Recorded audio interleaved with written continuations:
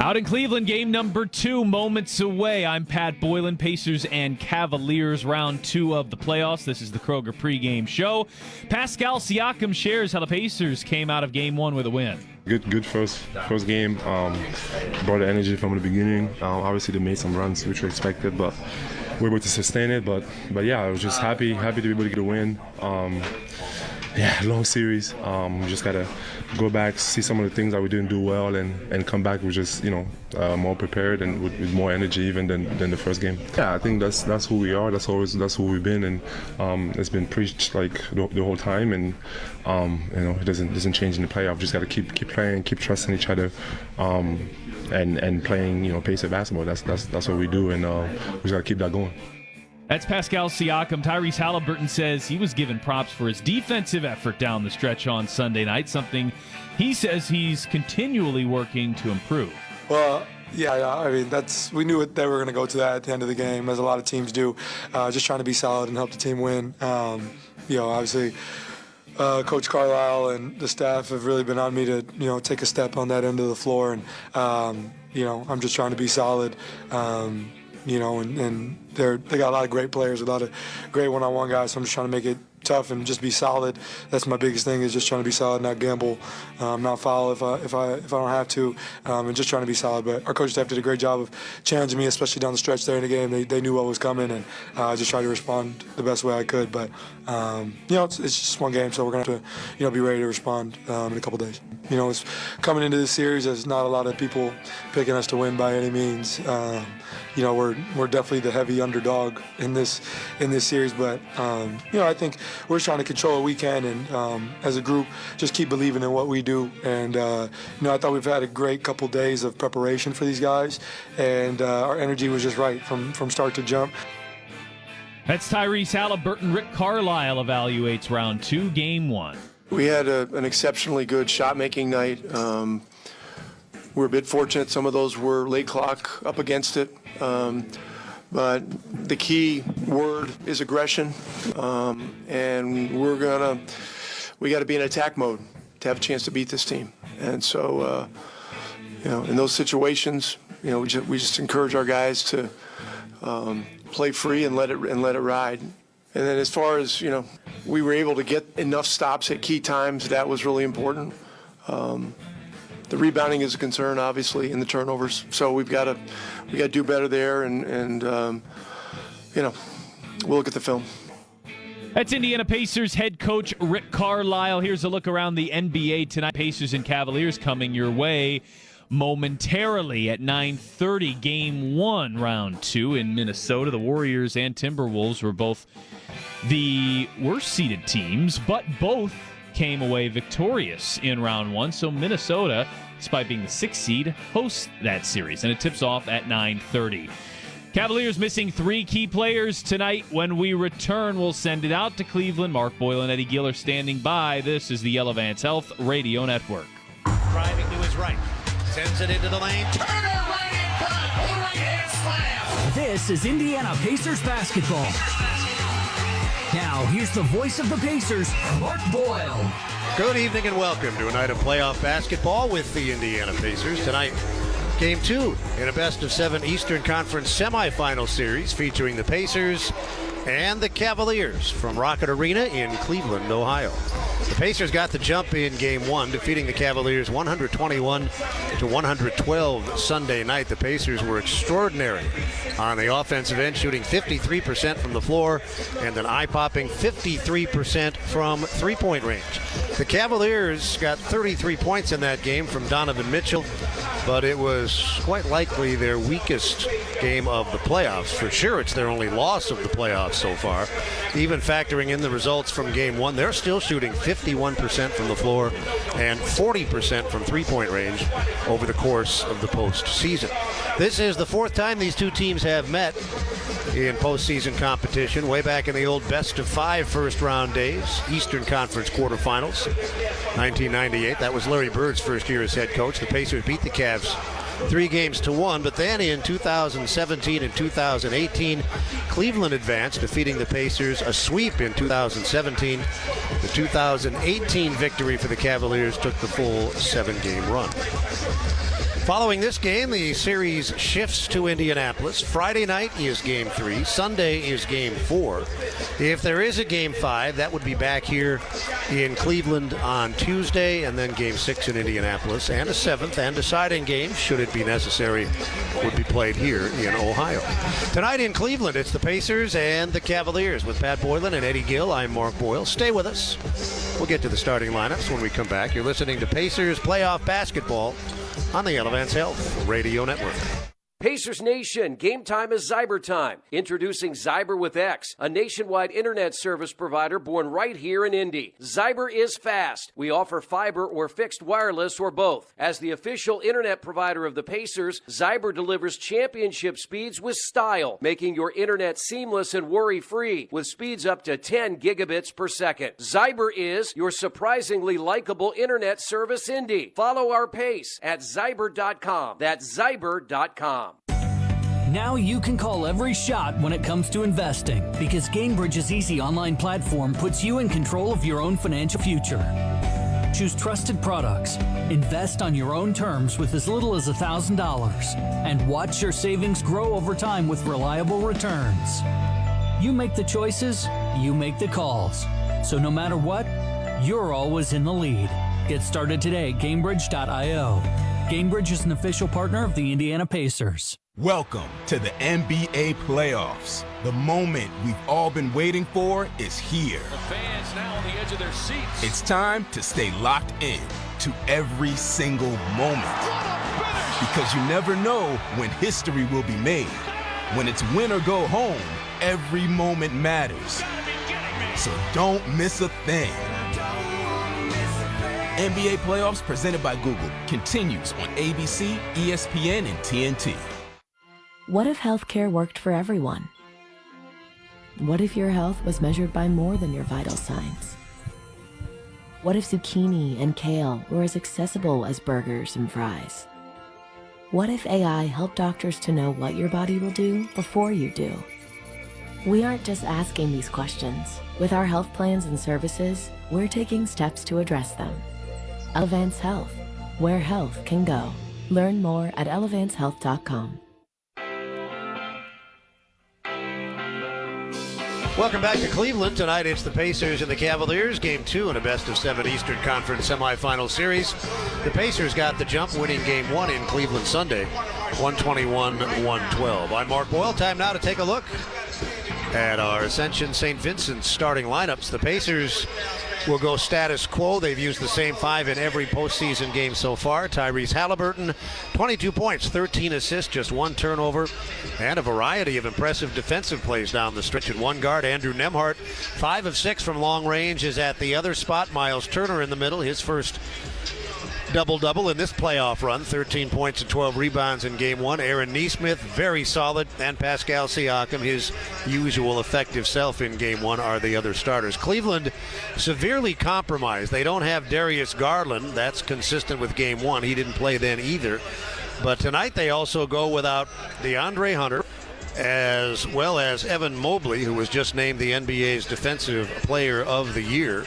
And Jared Allen does start, but he, we're told by their coach Kenny Atkinson, is compromised with injury too. So the Cavaliers will go with an entirely different look here in Game 2. They'll start with Ty Jerome and Donovan Mitchell in the back. Mitchell had 33 in Game 1. Max Strus, Jared Allen, both started Game 1. They're out there in Game 2. Dean Wade, who only played 16 minutes off the bench in Game 1, is a starter in Game 2. Tonight in Cleveland, it's the Pacers and the Cavs. Before we go any further, 10 seconds, network station identification. You're listening to Pacers basketball on the Elevance Health Radio Network.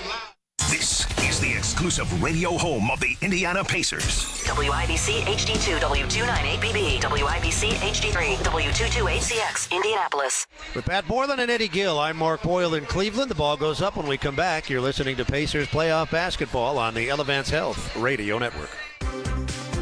Plan ahead for that next conference room meeting at work and watch people come to life when you walk in the room with that purple box from Jack's Donuts. You'll have plenty of choices with over 30 varieties of donuts. Add a 96-ounce box of Jack's Donuts coffee and hit that conference room in style. Let Jack's Donuts take care of your next big corporate meeting. Jack's Donuts since 1961. Learn more at jacksdonuts.com. Hey Pacers fans, while we cheer on our team tonight, let's take a moment to remember an important cause. The Indiana Pacers proudly support organ donation. Signing up to be an organ donor is an incredible and easy way to make a difference. Organ donation saves lives, and when you say yes, you are creating hope for the more than 1,000 Hoosiers waiting on life-saving organ transplants. Say yes to organ donation next time you visit the BMV, or learn more at donatelifeindiana.org. Now back to the action, and go Pacers! Hey fans, this is Rick Carlisle, head coach of the Indiana Pacers. Penn Station East Coast Subs prepares the freshest ingredients just for you. Your entire meal from Penn Station features the quality, freshness, and perfectly seasoned flavors that you crave. All season long, when the Pacers win, bring a friend. Just text BOGO to 727-722 by 10 a.m. the morning after any Pacers win this season to receive a buy one, get one free coupon to use in-store the next day. Visit pacers.com/Penn Station for full details. It's all about good taste. Discover a career with upward mobility. Lift Academy provides an accelerated path to a rewarding career in commercial aviation. Through the Republic Airways Career Pathway Program, you'll have a defined pathway to Republic Airways. Learn firsthand from experienced instructors. Have state-of-the-art training technology at your fingertips and earn your commercial pilot certificate in as little as 18 months. Visit flywithlift.com today. Lift Academy. Get up here. In Cleveland, the Pacers set to take on the Cavaliers. This is Game 2 in a best-of-7 Eastern Conference semifinal series. The Pacers won the first game on Sunday by 9 points. Pat Boylan is in our Indianapolis studio with Eddie Gill. I'm Mark Boyle. We welcome those of you who have joined us via the Elevate Health Radio Network.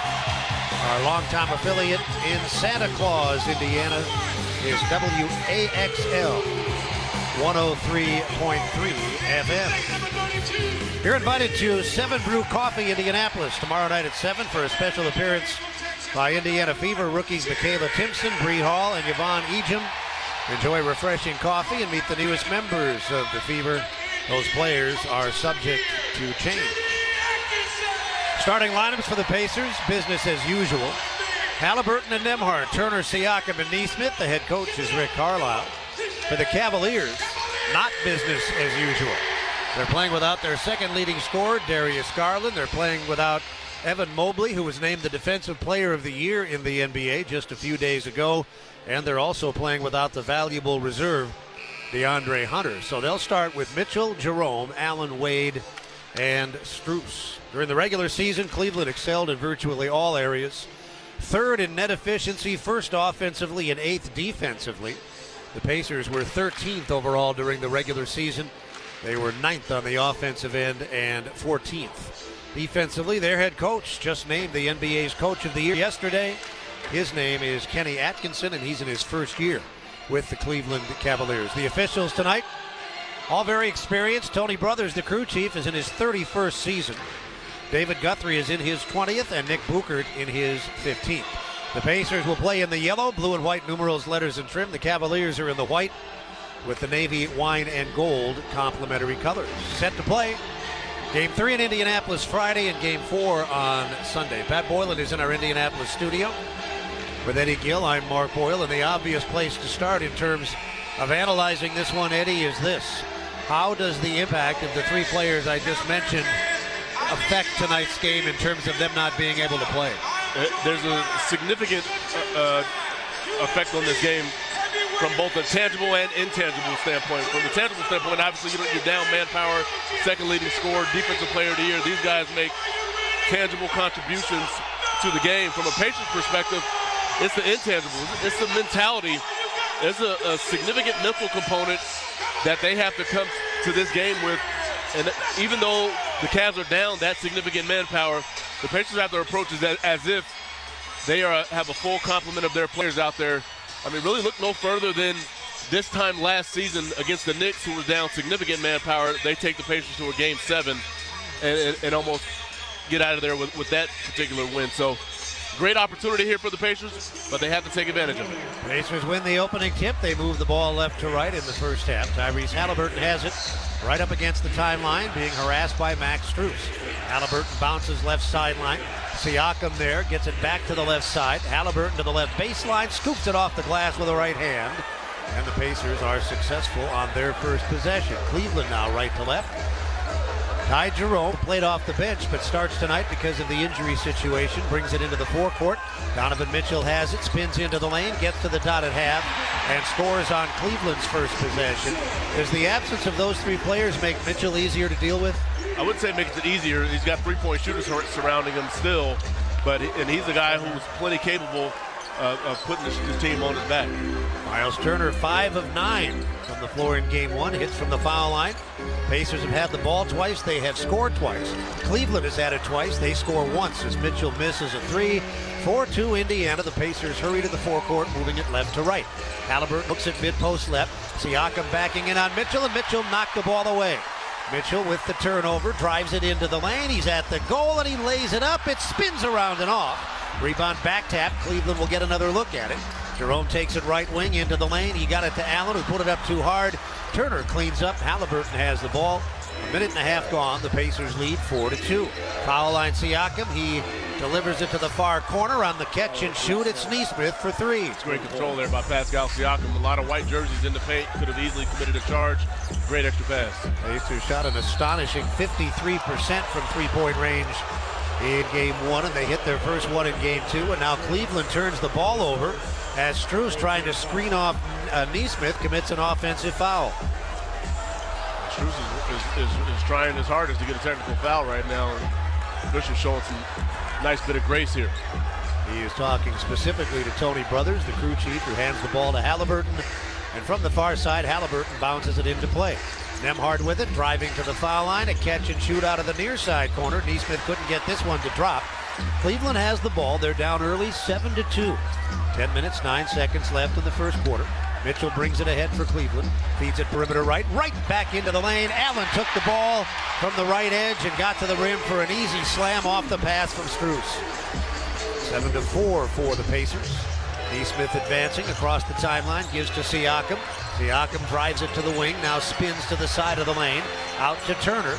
Turner driving with the left hand, being played by Allen to the top of the circle. Gives it to Nesmith, 5 to shoot. Nesmith down the left side. His shot is blocked. He got it back and put up an air ball. Very strong defensive presence by the Cavaliers on that possession. They have the ball, trailing by 3.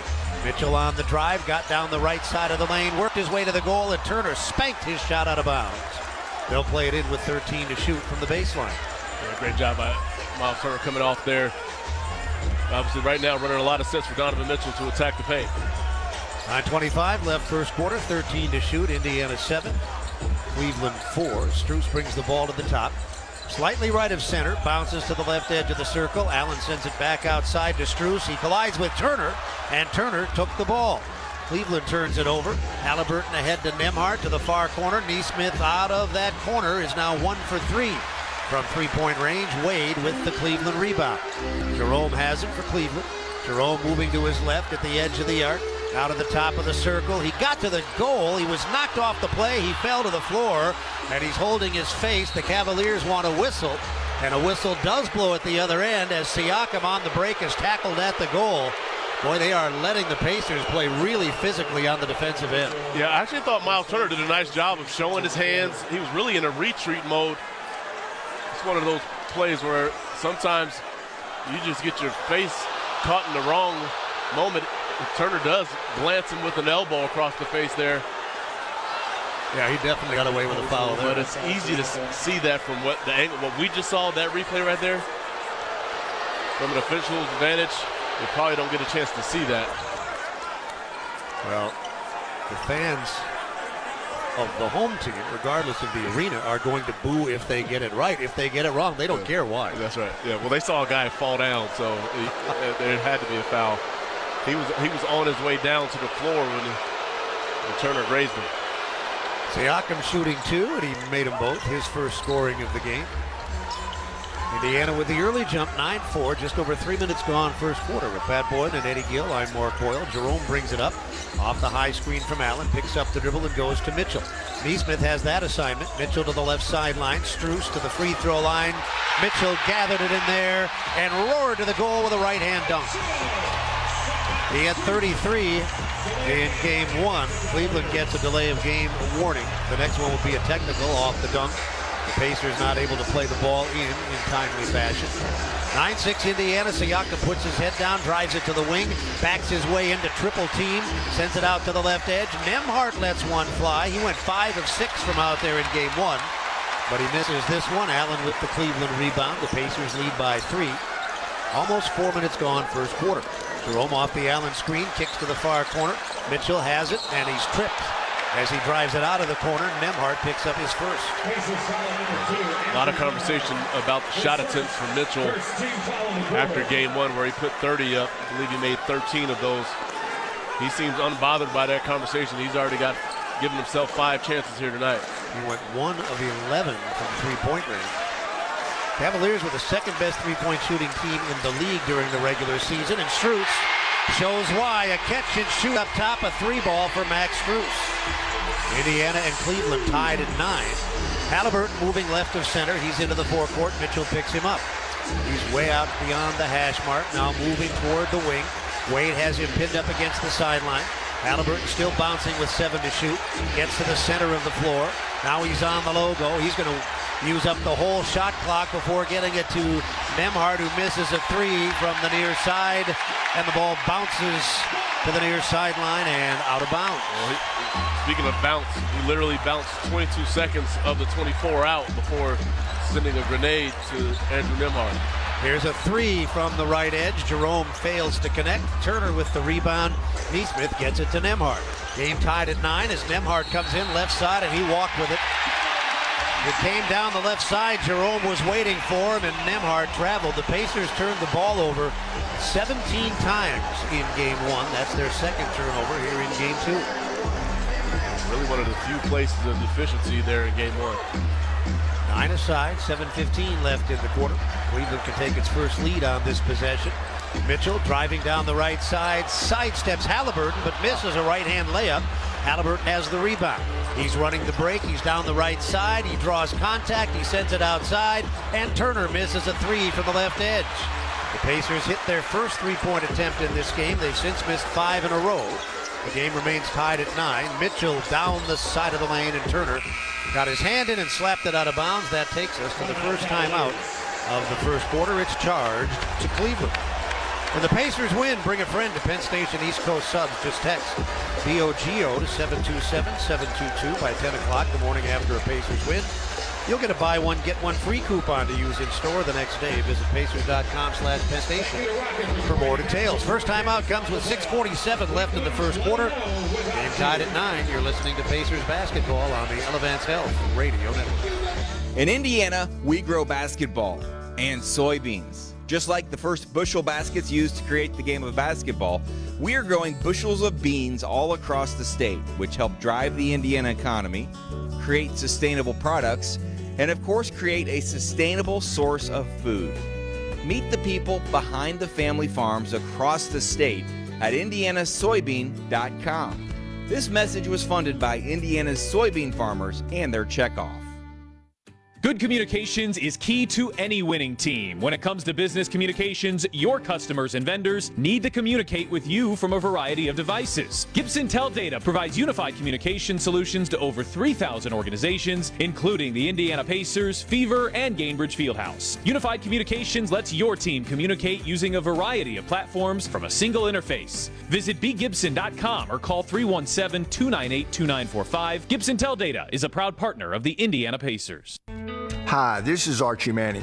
After years of playing football, I've learned to listen to my body. These days, that includes listening for signs of heart problems like chest discomfort or feeling tired from doing simple activities. The expert team of heart specialists at Ascension St. Vincent has made it the st hospital for cardiac care in Indiana. So when you need care for your heart, contact the winning team at ascension.org/St. Vincent Heart. Ways to save. All right, huddle up, Pacer fans. This is the money-saving scoop from Citizens Energy Group. Turn off the faucet while brushing your teeth to save water. Toss on a layer before turning up the heat. That'll save you some energy. And always do full loads of laundry. Remember, the more you could serve, the more you could save. Now get out there. Find more ways to save on your bill at citizensenergygroup.com. We're tied at 9, first time out of the night, just under 7 to go in the quarter. Pat Boylan in Indianapolis with Eddie Gill. I'm Mark Boyle at Rocket Arena. We appreciate all of you who have opted to spend some time with us tonight, and I include Joe Hibbert, no relation to Roy, but Pacers assistant trainer Carl Eaton and I met Joe last night when we were at the library, and Joe asked us, should he shave his head? I informed him that if you have a receding hairline and a bald spot, you need to eliminate them as soon as possible. Joe is now our friend, and a special shout out to Joe's good friend, Chris Short, who is a Navy fighter pilot. The contribution that those in the military give to all of us, oftentimes undervalued, not acknowledged. So nice to meet you last night, Joe. And Chris, thank you for your service. Now, being a studio host is not nearly as significant as being a fighter pilot. That doesn't mean we don't value Pat Boylan. We do. He joins us for the first time. Good day, sir. Mark, Eddie, hello. The Cavs tonight going without those 3 key players. They are 3 of their top 4 scorers combined for 53 points per game. Atkinson said we've got the depth despite those guys being out, but everyone is going to have to play well. Cleveland shooting just 33%, the Pacers 30%. Out of the timeout, a foul called on Benedict Mathurin, who had checked into the lineup during the timeout, and it puts Max Strus on the line shooting 2. Both teams substituted. Pacers, in addition to Mathurin, have inserted Obadiah Toppin Jr., Timothy John McConnell Jr., OBTJ, and Benedict replace Nemhart, Siakam, and Neesmith. First foul shot is good. Cleveland has the lead for the first time. Strus with 4 points. They brought Sam Merrill and Isaac Okoro off of their bench to replace Wade and Mitchell. I wouldn't expect Mitchell to put too much time in on the bench tonight. No, not at all. Unless for some reason or another this second unit can put together a nice lump sum of minutes. Otherwise, he's going to play a heavy one here tonight. 11-9 Cleveland on the Strus foul shots. The Pacers tried to get it back, but Toppin missed a left baseline jumper. Cleveland moving it quickly to the forecourt. Merrill drops it off. A long one from way out on the left edge. Strus was out beyond the hash mark, missed the shot, and here comes McConnell for the Pacers, trailing for the first time. It's 11-9. Halliburton gives to McConnell, center of the floor, near corner Toppin, shovels back to McConnell, driving to the baseline, across the lane, right to left, feeds it into the lane. Turner bounces once, gets to the goal, and Allen fouled in trying to reach in and disrupt the shot. Turner goes to the line twice. Very nice shot fake there to get Allen off balance, and he commits the foul. Miles Turner had a good one in game 1, 13 points, a dozen rebounds, his first double-double in the Pacers' 6th playoff game. The Pacers were great from the line in game 1, 14 of 15. Turner's first attempt in this game is clean. Cleveland in front early. It's 11-10, halfway through the first quarter. Friday night and Sunday in Indianapolis, games 3 and 4. We're back here Tuesday if a 5th game is needed. Turner delivers a pair of foul shots. The Pacers 4 of 4 from the line. That makes them 17 of 18 in the first 5 quarters of this playoff series. Game tied at 11. Cleveland in white, Indiana in yellow. Left edge of the arc, Allen hands the ball off. Jerome has it on the sideline. Allen whips it to the perimeter. Right side, and Mathurin off balance, fouled Strus. Strus went with a shot fake. That put Mathurin at a disadvantage, and then Strus tried to drive. Mathurin picked up his second foul. He just checked in a couple of minutes ago. He will check out now as Neesmith is making his way to the table. It was Neesmith who had the foul trouble in game 1, although it didn't impact his productivity. 17 points and 8 rebounds. Finished the night with 5 fouls. Game tied, 11 apiece, 5:47 left in the quarter. Both teams shooting poorly. Cleveland 4 of 13, Indiana 3 of 11.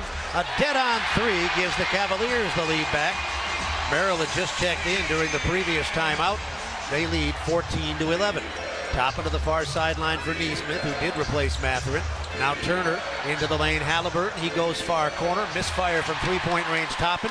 The Pacers have missed 6 of their 7 three-point attempts. They're down by 3.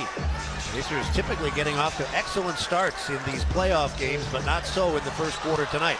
Now a driving Jerome has his shot blocked. Halliburton sends it up the floor, got it to Turner, and Turner lobbed it to the goal. Toppin couldn't get to it. That was an unnecessary risk by Turner. At the other end, Jerome gives to Allen. Back out to Jerome. The Pacers have turned the ball over 3 times. Pass into the lane, gathered in by Okoro, and he lays it in. Cleveland in front, 16-11. Pacers will take their first time out of the night.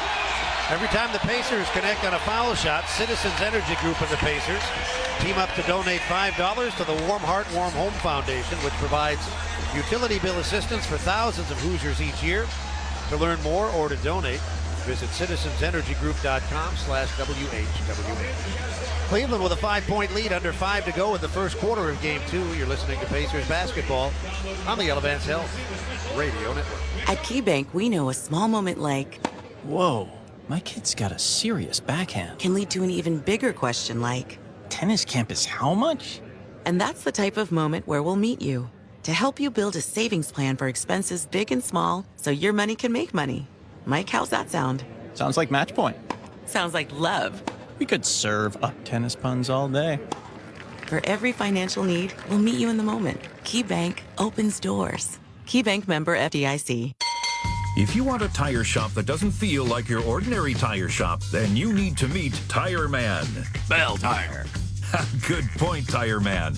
Tire Man works at Bell Tire. He's part tire, part man, all heart. Bell Tire. Right, Tire Man. We repair flats for free at Bell Tire. And as Tire Man just said, we actually care about our customers. We're not your ordinary tire shop because we're changing tires. Bell Tire. Today we have 2 very special guests on our program, introducing Len and Lime. Hello. For Starry Lemon Lime Soda. Thanks for having us. What is Starry Lemon Lime Soda? It's a crisp, clear burst of lemon lime flavor, and it's caffeine-free. Between us, one of you must be a little more important to Starry than the other. Who is it? We're both important. So we could just as easily be Starry Lime Lemon Soda. No, that doesn't sound right. Oh, I like it. So you saying hip-hop could be hop-hip? Works for me. Starry Lemon Lime Soda. Starry hits different. At Kroger, an annual Boost membership is better than ever. Save up to $1,100 each year on gas, groceries, delivery fees, and streaming options. With double fuel points, unlimited free delivery, and exclusive savings for members, there's so much to love about Boost. Sign up for a Boost membership today. Kroger, fresh for everyone. Restrictions apply. See site for details. Pacers starting slowly here in Game 2. They've hit just 3 of their 12 shots. Cleveland is on a 12-2 run. They have a 16-11 lead. Their biggest lead in Game 1 was 4. They're up 5 early here in Game 2. The Fever host the Chicago Sky in their season opener, presented by State Farm, May the 17th. Fans will get a Fever rally towel, and you can join the pregame party on the plaza next to Gainbridge Fieldhouse. Find out more at feverbasketball.com/tickets. Cleveland with a 5-point first quarter lead as we check in with Pat. Kenny Atkinson's biggest concern coming into game number 1 was his biggest coming out of game number 1. The Pacers' pace, saying, quote, "It took us a while to figure out their speed. In the first quarter, they had us in a blender." Well, 36 first quarter points 2 nights ago, just 11 here so far for Indiana. The Pacers have gone 5 minutes and 38 seconds and counting here without a field goal. 4:52 left out of the timeout. The Pacers will play with Turner, Toppin, Nembhard, Halliburton, and Ben Sheppard gets his first work of the night. In Game 1, Sheppard played 7.5 minutes, did not score. Cleveland has Isaac Okoro, Sam Merrill, Max Strus, Jerome Allen, and Donovan Mitchell is back in. Cleveland on a 12-2 run. The Pacers in yellow, the Cavs in white. Indiana moving it left to right. Nembhard has it out near the timeline, drives it to the wing. Shot clock to 7. He comes across the lane, right to left, and scoops it off the left-hand glass with a right hand. It's a beautiful move. And Turner again shielding the defense there so they can't get to the help side. 16-13 Cleveland. They're moving right to left. They're in white, the Pacers in yellow. Right edge of the arc, Allen hands it off to Mitchell. Mitchell bouncing it right back to Allen. He came down the middle of the lane. Wanted to dunk it, didn't get close enough, so tried to throw it in over the front of the rim, and Turner fouled him. Right now, the ball screen defense hasn't been great for the Pacers. There's a number of opportunities that the Cavs have had right at the rim. They've been able to convert some, but squandered others. Allen is 15 of 15 from the line in the postseason.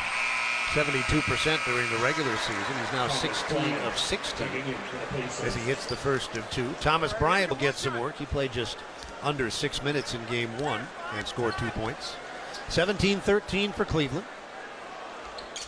And Allen made them both. He remains perfect from the line in these playoffs. Went 15 of 15 in the Miami series. Those were his first 2 attempts in this game. 4:07 left to go in the quarter. High middle speed Bryant. Nembhard uses it to get to the foul line and then uses his shoulder to carve out space. Probably got away with an offensive foul. Missed the shot. Rebound Bryant out to Nembhard. Nembhard pinned up against the sideline, and as he tried to elude Allen, he lost the ball out of bounds. Talked about the turnover, 17 in game one. That's 4 in the first quarter of game two. Yeah, very problematic right now. Outstanding job by Jared Allen. He jumps out hard on that ball screen, catches Nembhard off guard. Cleveland by 5. Ball is in the hands of Mitchell. He picks up the dribble and bounces it left side high. Merrill gives it right back to Mitchell with 10 to shoot. Out near the timeline, he drives it on Shepard. Spins into the lane, dotted half. He fakes Shepard into the air, and he's on the line with a chance for a three-point play. Again, ultra aggressive here to start this game. Donovan Mitchell not shooting for a great percentage yet, but he's going to give himself an opportunity here tonight. Siakam will come back in, so will McConnell. Cleveland has a 7-point lead, their largest of the first quarter. Halliburton gets his first rest, and Toppin will lead. Mitchell is a very good foul shooter, 82% during the regular season. He has scored 30 or more points in 3 of their 5 playoff games, including game 1 of this series. And he misses this foul shot off the back of the rim. Siakam rebounds. The Pacers are down 7, 3:28 left in the quarter. McConnell drives to the top of the circle, gives it to Nembhard. Nembhard being defended by Merrill, goes back to the left sideline. Bryant there. And now it's in McConnell's hands with 10 seconds to shoot. McConnell moving toward the top of the circle, contact and a foul. And it's going to be on Jared Allen. That'll be number 2 for him. Wade is back in. And Javonte Green, who didn't play in game 1, played in 3 of the 4 games of the Miami series, will get his first work of this series. Strus is out, and Allen to the side. And now for the Pacers, Toppin replaces Bryant. Team fouls. Indiana is in the penalty. Cleveland still has 1 to give with 3:16 left in the quarter. Toppin pinned up against the sideline, threw it away. That's 5 first quarter turnovers. Mitchell has it, sends it cross court, but it's deflected and stolen by Toppin. The teams exchange turnovers. Here comes McConnell. Indiana down 7. Toppin at the top of the circle. Picks up the bounce, gives it to Nembhard. Now perimeter right, McConnell behind the back. That got him into the lane. He nearly lost the ball, but sends it back outside to Nembhard, who travels. Boy, the Pacers were one of the least turnover-prone teams in the entire league during the regular season. 17 in game 1. And now here in game 2, 6 in the first quarter. 20-13. Cleveland with the advantage. Mitchell has the ball. Siakam has it. Left side to Merrill. Back to the center of the floor. 2:40 left in the quarter. Mitchell puts it on the floor with the left hand. Now moves forward with the right. Blows by Toppin and is fouled by Toppin. He'll be on the line shooting 2. And again, up to this point, Donovan Mitchell's only attempted 1 3-point shot. Or you think about that third quarter, his ability to get to the rim continuously. He's picking up right where he left off in that third quarter, just attacking the basket right now, not settling for 3-point shots. And with no Evan Mobley available, Kenny Atkinson elected to go with Dean Wade. That's why you saw that substitution with Thomas Bryant. He had a short stint. Rick Carlisle trying to combat that small lineup with Obi Toppin. Mitchell, an uncharacteristic 6 of 9 from the line in game 1. Missed his first foul shot tonight, but hits the first of 2 here. Pacers will give Jarris Walker his first playing time of the game. Neesmith is back in to play with Siakam, McConnell, and Nembhard. One more for Mitchell, who has scored 7 in the first quarter. That substitution there, Darius Walker for Obi Toppin, that was a direct result of the blow-by here that you just saw from Donovan Mitchell. Wants to put more defense out here against this small lineup of the Cavs. Bounces the second one in off the front of the rim. He has taken 8 of their 17 field goal attempts and has 8 of their 22 points. They're up by 9. Pacers having a very difficult first quarter, particularly offensively. Left side, McConnell with it, working his way toward the wing. Played out there by Green. Now goes baseline, got inside of Green. He's under the rim. He feeds it back out to the left wing, and Siakam knocks down the short jump shot. I want to see more Siakam as well, and with this lineup out here, maybe some post-up opportunities. 1-2 to 15 for Cleveland. Just over 2 minutes to go in the quarter. Mitchell attacking again. And he's stripped as he comes down the right side. The ball out of bounds with 13 on the shot clock. He is going to shoot it every time unless you make him give it up. Well, look where he's getting. If I'm him, if I can get inside the charge circle every time I want to, I'll do the same. Of course. Merrill has it, sends it outside, and now it's in Green's hand. They'll go to Mitchell on the left wing this time. Mitchell to the top. Left-hand bounce. Wade's in the lane. Kick out back to Mitchell. He comes cruising in left side. Wanted to go up and jam it. Siakam denied him, but picked up the foul. So he's already been to the line 3 times. He'll shoot 2 more here. I mean, they clearly studied that third quarter and watched him get to the paint time after time and after time. And right now, he is just attacking the basket every time he touches the ball. C&J Water is the official water treatment partner of the Indiana Pacers. Schedule your free water analysis today at cnjwater.com. Mitchell knocks down the first. He's got 9 points. The Cavaliers have already been to the line 8 times and have made 7. They lead by 8.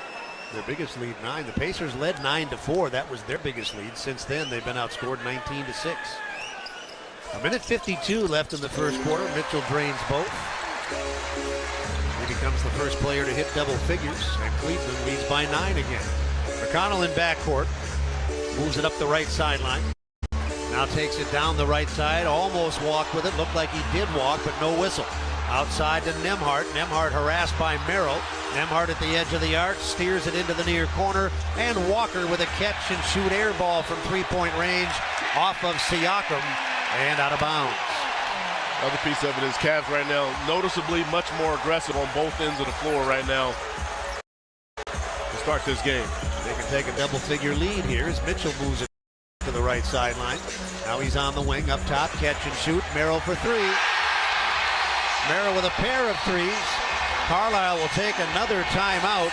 Cleveland is in front by 12 at 27-15. The Pacers led early, but most of the quarter has belonged to the Cavaliers, and the Pacers forced to use a second timeout here in the first quarter. You can host your squad's next game at Morris Bicentennial Plaza and win other prizes like Pacers and Corona branded jerseys, a cooler, and more in the Corona Beach Bucket Sweepstakes. Visit Pacers.com/beachbuckets to find out more. Relax responsibly. Corona Extra Beer, imported by Crown Imports, Chicago, Illinois. Late first quarter, game 2 in Cleveland. The Cavaliers by 12 on the Elevance Health Radio Network. Let's go to Pat Boylan in our Indianapolis studio. Well, the Pacers having all sorts of problems offensively, just 31% from the field, just 1 of 8 from the three-point line. But as you have noted, having significant trouble taking care of the ball. Now, over 82 games of the regular season, Cleveland and Indiana had the exact same number of total turnovers, just over 13 per game. The Pacers had 17 of them in game number 1 and allowed 22 points off of the turnover, where they were outscored in that category by 11. So far, -6 in points off of the turnover and -3 in the turnover category. So these are two teams that were identical at this in the regular season. It was one of Cleveland's areas of strength in game number 1 and has been a significant one to start game 2. Pacers out of the timeout, bring it to length. Walker gets it into the forecourt.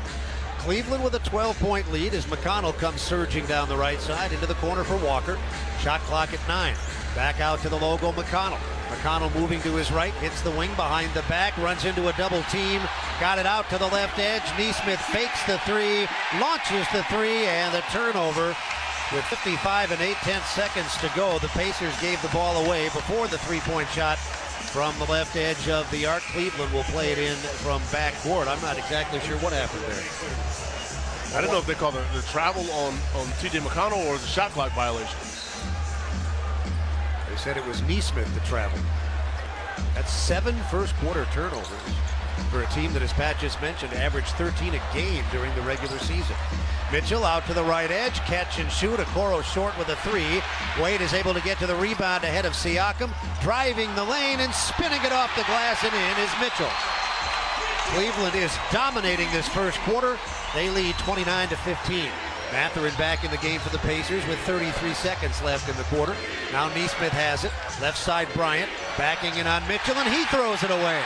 Green intercepts. That's 8 first-quarter turnovers. The Pacers have had a really, really poor start to this game, and they're down by 14. Is it still 14?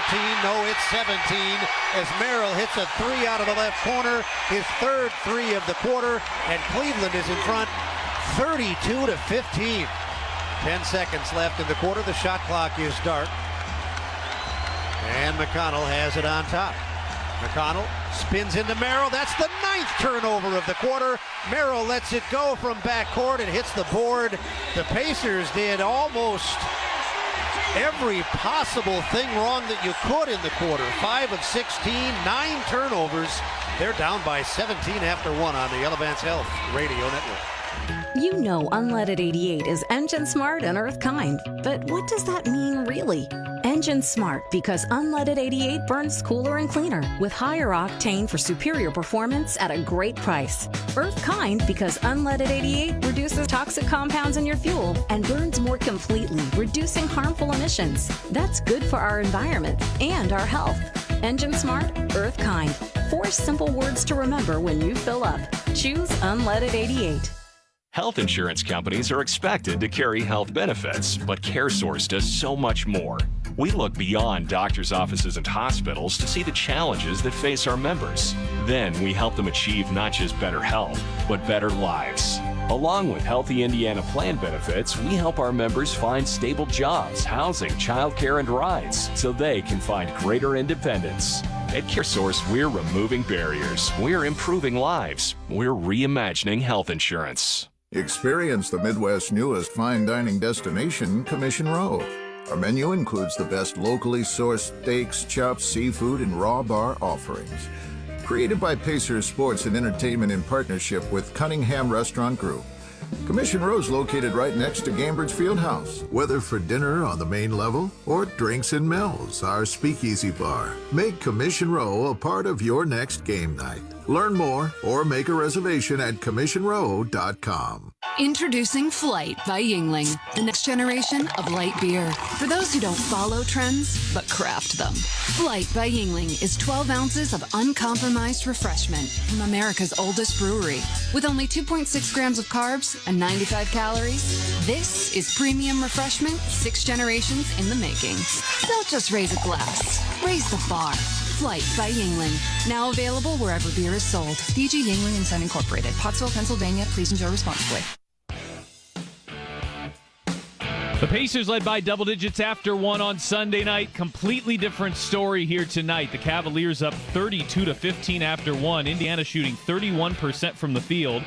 And the Pacers, who turn it over at least in the regular season 13 times per game, have turned it over 9 times in the first quarter. No Pacer has more than 4 points. In downtown Indianapolis, I'm Pat Boylan. We go back to Cleveland. Here are Mark Boyle and Eddie Gill. Cleveland had a 12-2 run early in the game and then closed the first quarter with a 14-2 run. They have a 32-15 lead. Now, the good news here is this. You've still got 3 quarters to start to climb that hill, but that first quarter was a disaster. I mean, it's a beatdown is what it was, physically. The Cavs are picking up full court. Literally, they got 3 or 4 guys up in the backcourt picking up. And then offensively, Donovan Mitchell right now is just teeing off on the lane, having his way. Anytime he wants to get there, he gets there. He's on pace for 40 attempts and 20 free throw attempts. They have the ball to start the second quarter. They're in the white.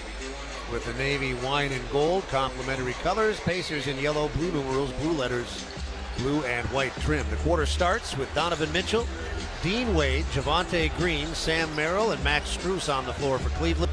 They move it right to left. Mitchell has it, left hand to the top of the circle, hands it to Wade, who lets it fly and hits a three from right of center.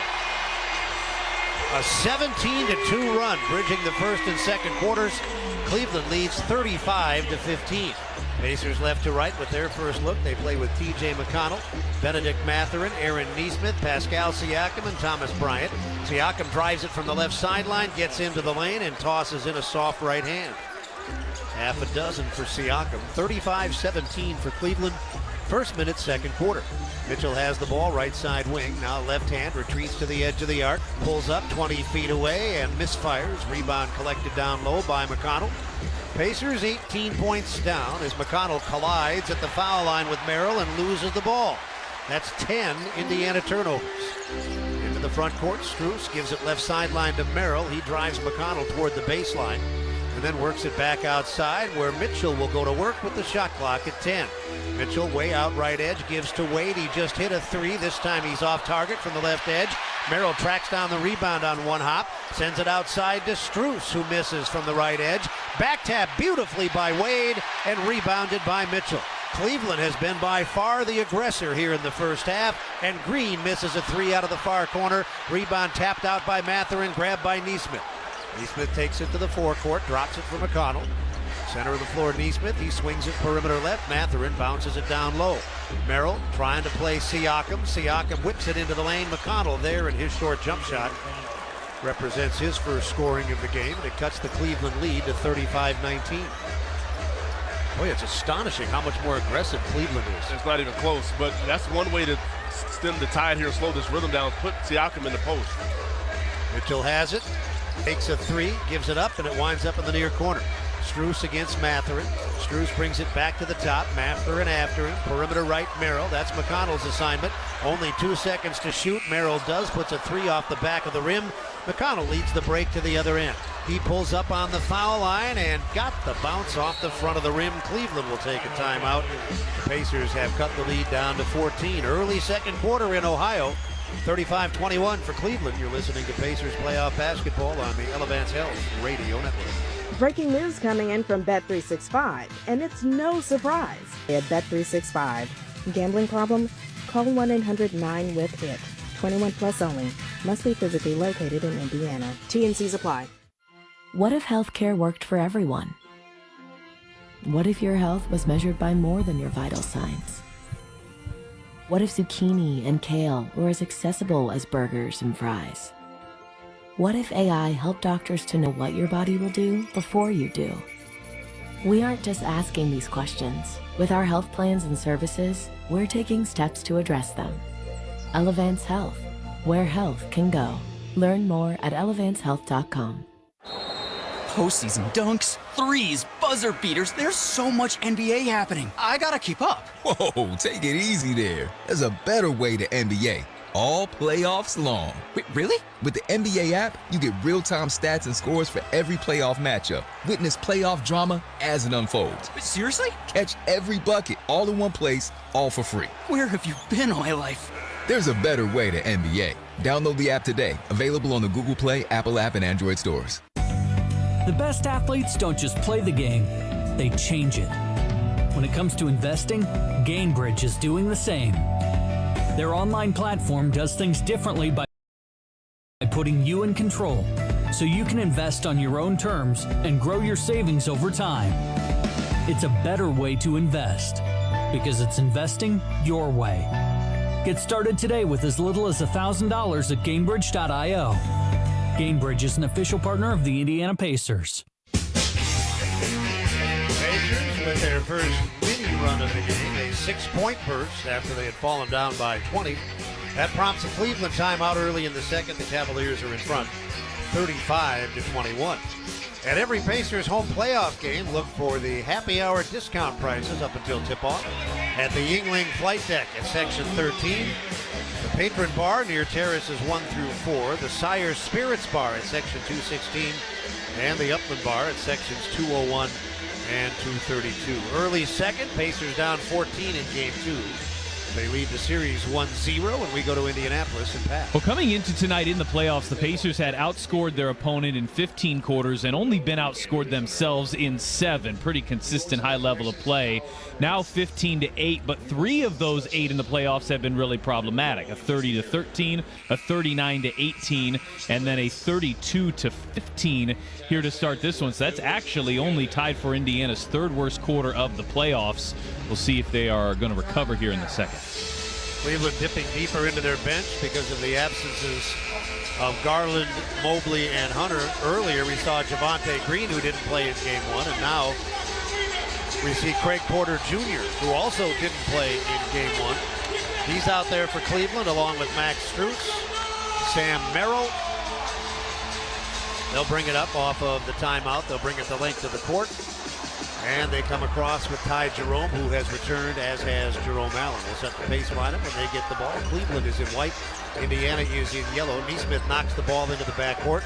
Porter runs it down, drives on McConnell, gets to the foul line with 9 to shoot.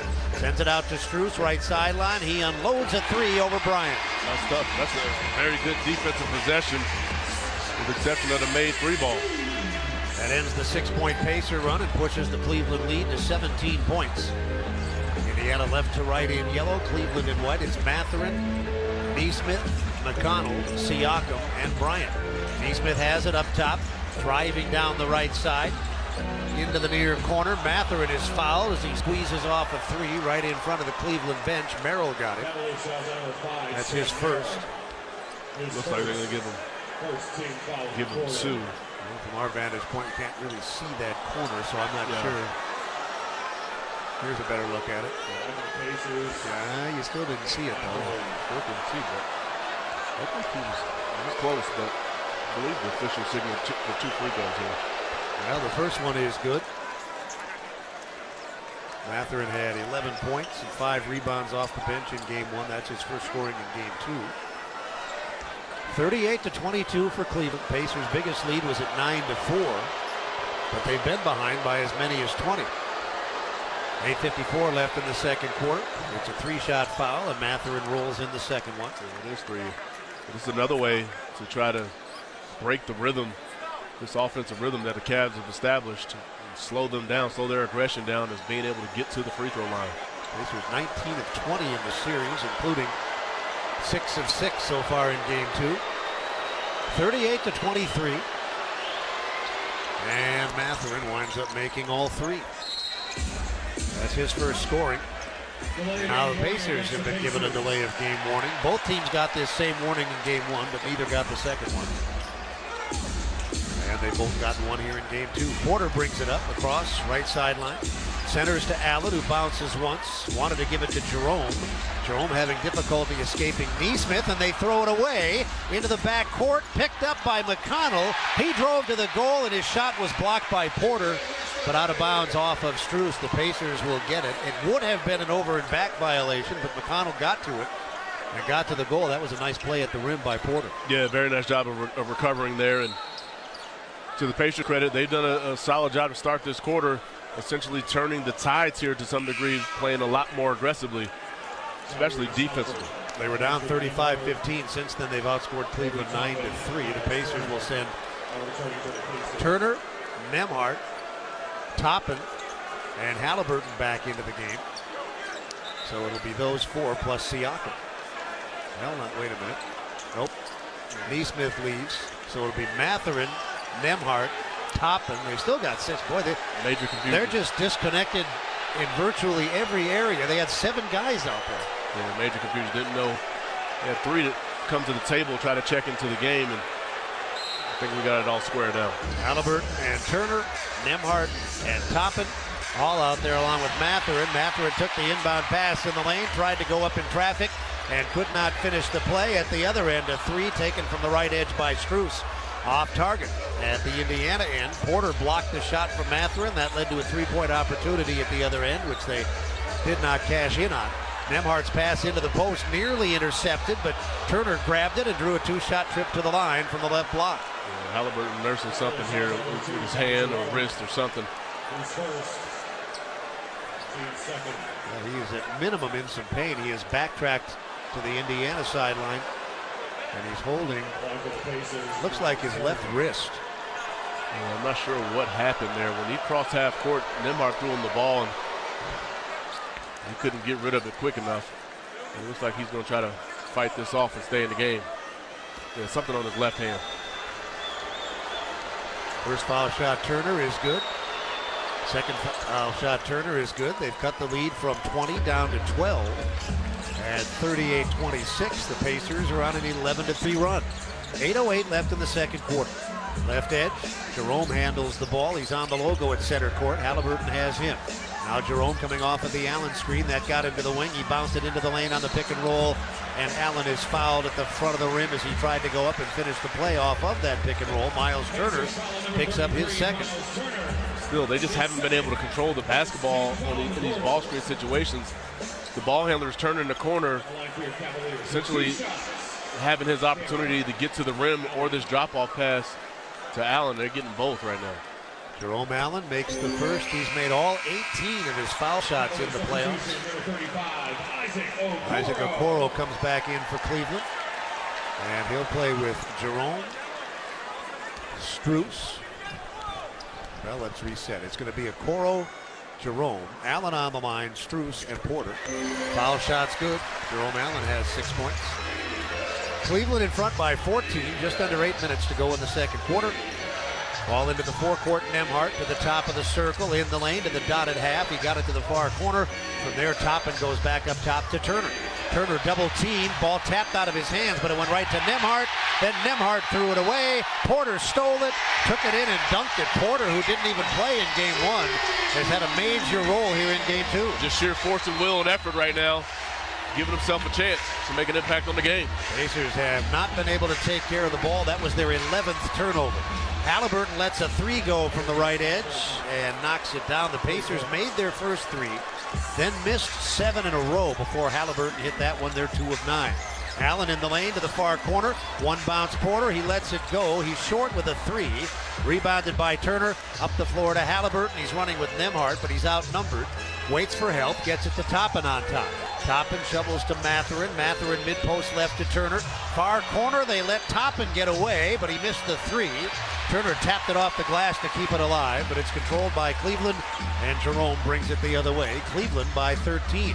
Jerome in the lane from just inside the foul line, misses. Okoro had the rebound but couldn't control it, and Halliburton moves it to the other end with a pass to Nembhard. Nembhard to the far corner. Mathurin is there. His three off target. Weak side offensive rebound, Toppin. Toppin sends it to the top. Turner will try a three, and he'll hit it from dead on. Very much needed. Toppin comes up with that offensive rebound. Solid decision with the extra pass. Pacers have cut it from 20 to 10. 6:15 left in the second quarter. Cleveland has gone cold here in this quarter. Jerome missing a three from the right edge. Rebound battled for and collected by Nembhard. 42-32 for the Pacers. I'm sorry, for the Cavaliers. The Pacers have the ball. Half of the quarter has gone by. Toppin with it on the logo at center court. Shot clock to 10, and now we have a whistle off the ball. Okoro pushing Turner in the lane as Turner tried to get position. Yes. That's Okoro's first. Cleveland in this quarter is really struggling from the floor. They are 3 of 11. Donovan Mitchell inserted back into the lineup. Looks to rectify some of those struggles. Pacers have made a change too. They're going to play now with Neesmith and Nembhard, Toppin, Turner, and Halliburton. Will set the Cleveland lineup when they get the ball. 5:50 left in the half. Turner from just inside the foul line knocks down a short jump shot. He has scored 7 of his 11 in this quarter. The Pacers have cut it from 20 to 8. 5:42 left in the quarter. They've got Strus and Allen. Mitchell, who has the ball. Mitchell takes it to the foul line. Mitchell picks up the dribble. The others out there are Jerome and Okoro. Shot clock to 9. Jerome drives it on Neesmith. He got to the dotted half and missed a contested jump shot. Great hustle by Strus. He grabbed the offensive rebound away from multiple Pacers and fed it to Allen for an easy 2. 44-34, Cleveland by 10. Nembhard lobbing it into the lane. It's over Turner and out of bounds. That's another Indiana turnover. Their 12th of the first half. They average, as Pat pointed out earlier, 13 a game. seems inevitable that they'll commit that many in the first half alone in this game. Cleveland with a ball and a 10-point lead. Mitchell to the top. Strus unloads a three, and that's perfect. Well, that time it's guard-to-guard ball screen to put Halliburton in it. He and Nembhard don't talk it out. Strus shakes free for the three ball. They're back up by 13 after the Pacers had cut it from 20 down to 8. The Noblesville Boom will be bringing high-impact action and unbeatable value to the arena at Innovation Mile this fall.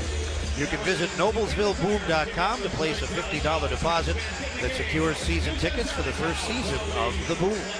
4:58 left, second quarter, game 2. It's 47-34 for Cleveland. You're listening to Pacers basketball on the Elevance Health Radio Network.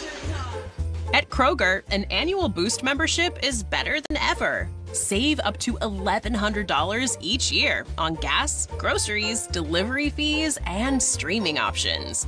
With double fuel points, unlimited free delivery, and exclusive savings for members, there's so much to love about Boost. Sign up for a Boost membership today. Kroger, fresh for everyone. Restrictions apply. See site for details. At KeyBank, we know a small moment like, what's it like to have a yard? Can lead to an even bigger question like, am I ready to buy a home? And that's the type of moment where we'll meet you, prepared to talk about everything you need to know when applying for a mortgage, so you can try to turn those backyard dreams into reality. Paul? Yes? Question. Are you a hammock person? You know, I think I might be. For every financial need, we'll meet you in the moment. KeyBank opens doors. NMLS 399797, Equal Housing Lender. Thanks for showing up, Indy. Nothing beats catching your Pacers IRL, and nobody knows that better than you. So next time you want to hit up a game, Ticketmaster's got your back with tickets to every upcoming matchup.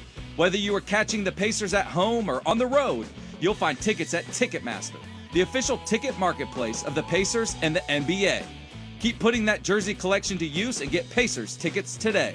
There is no better brag than saying you saw it live. See you courtside again soon, Indy. Hi, this is Archie Manning. After years of playing football, I've learned to listen to my body. These days, that includes listening for signs of heart problems like chest discomfort or feeling tired from doing simple activities. The expert team of heart specialists at Ascension St. Vincent has made it the st hospital for cardiac care in Indiana. So when you need care for your heart, contact the winning team at ascension.org/St. Vincent Heart.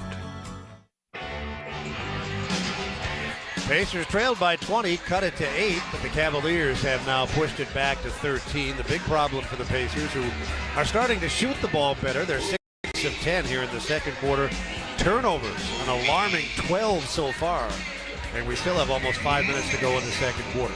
With Eddie Gill, I'm Mark Boyle. We go to Indianapolis and Pat Boylan. And it would be unfair to single out any player as the entirety of the team having trouble keeping control of the ball, but Andrew Nembhard more than anybody else. Already 5 turnovers for Nembhard. He's only had 4 games in his career, playoff or regular season, where he's had 6. And in each of the games where he's had 6, he's played at least 28 minutes. So in just under 13 minutes here so far tonight, Nembhard already with 5 turnovers as the Pacers look to take better care of the ball here. It's been far and away their biggest issue of the night so far. Halliburton is not on the floor. We'll keep an eye on the bench, see if we get a report. I don't know that he's injured, but Eddie, it did look like he was in some pain with that left hand or wrist. Yeah, he's still nursing it down, bringing the ball to the floor. Oh, I'm sorry, he is in the game. Yeah. He's still trying to work it out, but clearly not significant enough to keep him out of the game yet. Catch and shoot 3 up top. That's Neesmith, his second 3. The Pacers are not shooting it well from out there. They're 4 of 13, but that cuts the Cleveland lead down to 10. Strus wants 3, and he's got it. A catch and shoot left edge, his 4th 3 of the game. He took 9 shots in game 1. 8 of them were threes, and he only made 2. But he's been on point here in this game. Cleveland leads 50-37 as Halliburton weaves his way down the right side and puts it in off the glass. Great job again to get the switch with Jared Allen, just goes by him for the layup. Pacers shooting well here in the second quarter after a dreadful start. They're 8 of 12. Mitchell bricks up a 3, but Strus grabs the offensive rebound, and they're going to address the shot clock with 4:08 to go. The officials on top of it. The shot from Mitchell did not, I don't think it did hit the rim, but let's see where they put the clock. It's at 13 right now, which would indicate they didn't think it hit the rim either. I actually thought they're going to sort it out here. Nick Buchert was at the table. And Cleveland will play it in from the far side. So far, they haven't reset it. It's still at 13. If they don't do anything with the clock, you begs to wonder why'd you blow your whistle. Yeah, maybe they wondered if they got it right. They did get it right. It didn't hit the rim. So it's still at 13. Cleveland has it. Allen gives it to Strus. Strus fakes the three. Now to Mitchell. He fakes the three. 5 to shoot from the left side, down the left side of the lane to the goal with a right-hand finish. Absolute handful once again to the rim, and that was their 6th offensive rebound. Also something to keep an eye on here in this first half. 52-39. Cleveland is in front by 13. Dotted half circle. Neesmith draws contact, and he'll be on the line shooting 2. This will be his first attempt at the line. The Pacers are perfect, 9 of 9. 3:42 left in the half. 10 seconds here so that our network stations might identify themselves. You're listening to Pacers basketball on the Elevance Health Radio Network. This is the exclusive radio home of the Indiana Pacers. WIBC HD2, W298BB, WIBC HD3, W228CX, Indianapolis. Neesmith shooting 2. The Cavaliers, the second best three-point shooting team in the NBA. Through 5 playoff games, they're at 40%, and that includes their dreadful performance in Game 1. More representative here, 8 of 20. That is 40%. The Pacers, meanwhile, struggling, just 4 of 13. Strus is out. Jerome is out. Wade returns. So it's Okoro, Wade, Allen, Merrill, and Mitchell. Neesmith hit the first. The Pacers have made all 10 of their foul shots. And Neesmith hits the second. Neesmith has 8 points. And, you hope that just sustains you in the meantime while you get your field goal percentage going. 52-41. The Pacers are shooting the ball much, much better here in the second quarter. They've hit 8 of their 12 shots. Pass into the lane, intended for Wade. Intercepted by Neesmith. Up the floor to Nembhard. Pacers down 11. After trailing by 20, they had gotten it back to 8. They've got the ball here, down 11. Open man on the foul line is Nembhard, and Siakam found him for an easy 2. It's a beautiful thing. 2 post-ups here for Siakam. Both times he's able to hit a cutting guard in the lane. 52-43, just over 3 minutes left in the third. Mitchell wants 3, but doesn't get any. Shot off the back of the rim, offensive rebound. Wade gave it back to Mitchell, and he'll get the 3 the conventional way. If he can make the free throw, he scores while he's fouled. Well, that's a 7th offensive rebound. Meanwhile, Halliburton's losing his mind, asking for a review here. Mike Weiner tells him to go away in so many words, but again, the offensive rebounds and the turnovers are the main component here that are allowing the Cavs to sustain this lead here in the second quarter. It was 20. 3-point play complete. Mitchell missed his first foul shot tonight, has since made 5 in a row. He's got 17 points. 55-43, Cleveland by a dozen. 2:55 left in the half. Nembhard has the ball for the Pacers. Now he'll give it to Halliburton on the logo at center court against Merrill. Now bouncing to his left, maintaining control of the dribble. He's near the hash mark with the shot clock at 6. Leans in, gets it to the top. Turner with it. Turner fakes, and he just did get off the shot. If you go on to the internet and type in worst possession in the last 2 months, you'll see this. Well, throw in that one and then the other one where he dribbled it for 22 seconds and threw it to Nembhard. So that's 2 possessions where he's done that. 55-43, Cleveland by 12. 2.5 minutes to go in the second quarter. Merrill catch and shoot 3 up top. Nope. Wade had the rebound go off his left hand and out of bounds. Rebounding is close overall, 18-16, but as you point out, those offensive rebounds have been killers. Oh man, especially when you're, to your point, the shot the ball back double-digit deficit, you cannot give them extra possessions. Pacers have it, 2:19 left in the second quarter. Halliburton on the logo, right sideline to Nembhard. He's outside the hash mark, and he'll flip it to the top. Siakam has it with 10 to shoot. Now Turner bouncing, left hand, gives it up on top. Halliburton out near the timeline with 7. Driving on Allen. Down the left side, he got to the foul line, missed off the back of the rim from there. Allen grabs the rebound, and Mitchell's on the move.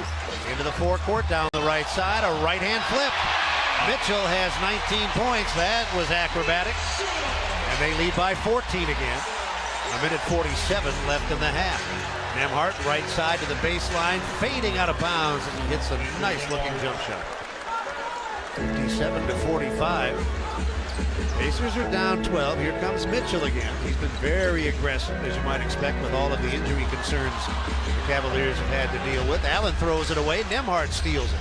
Here's Siakam, left edge of the circle. Pacers trail by 12, 82 seconds left in the half, and as the ball goes into the lane, Nembhard sending it to Turner. The Cavaliers collapse on Turner. Multiple defenders there, one of whom, Merrill, fouls Turner, and the Pacers go to the line with Miles shooting 2. Big opportunity here to get this to single digits prior to half. They did have it down to 8. They did actually lead early at 9-4. Their biggest lead was 5. Turner hits the foul shot. Pacers continue their splendid foul shooting in this series. 13 of 14 in game 1, 12 of 12 in game 2, 25 of 26 overall. 57-46. Second one is short, rebounded by Allen. That's the first time in 13 attempts that the Pacers have missed a foul shot. Mitchell brings it across with 72 seconds left in the first half.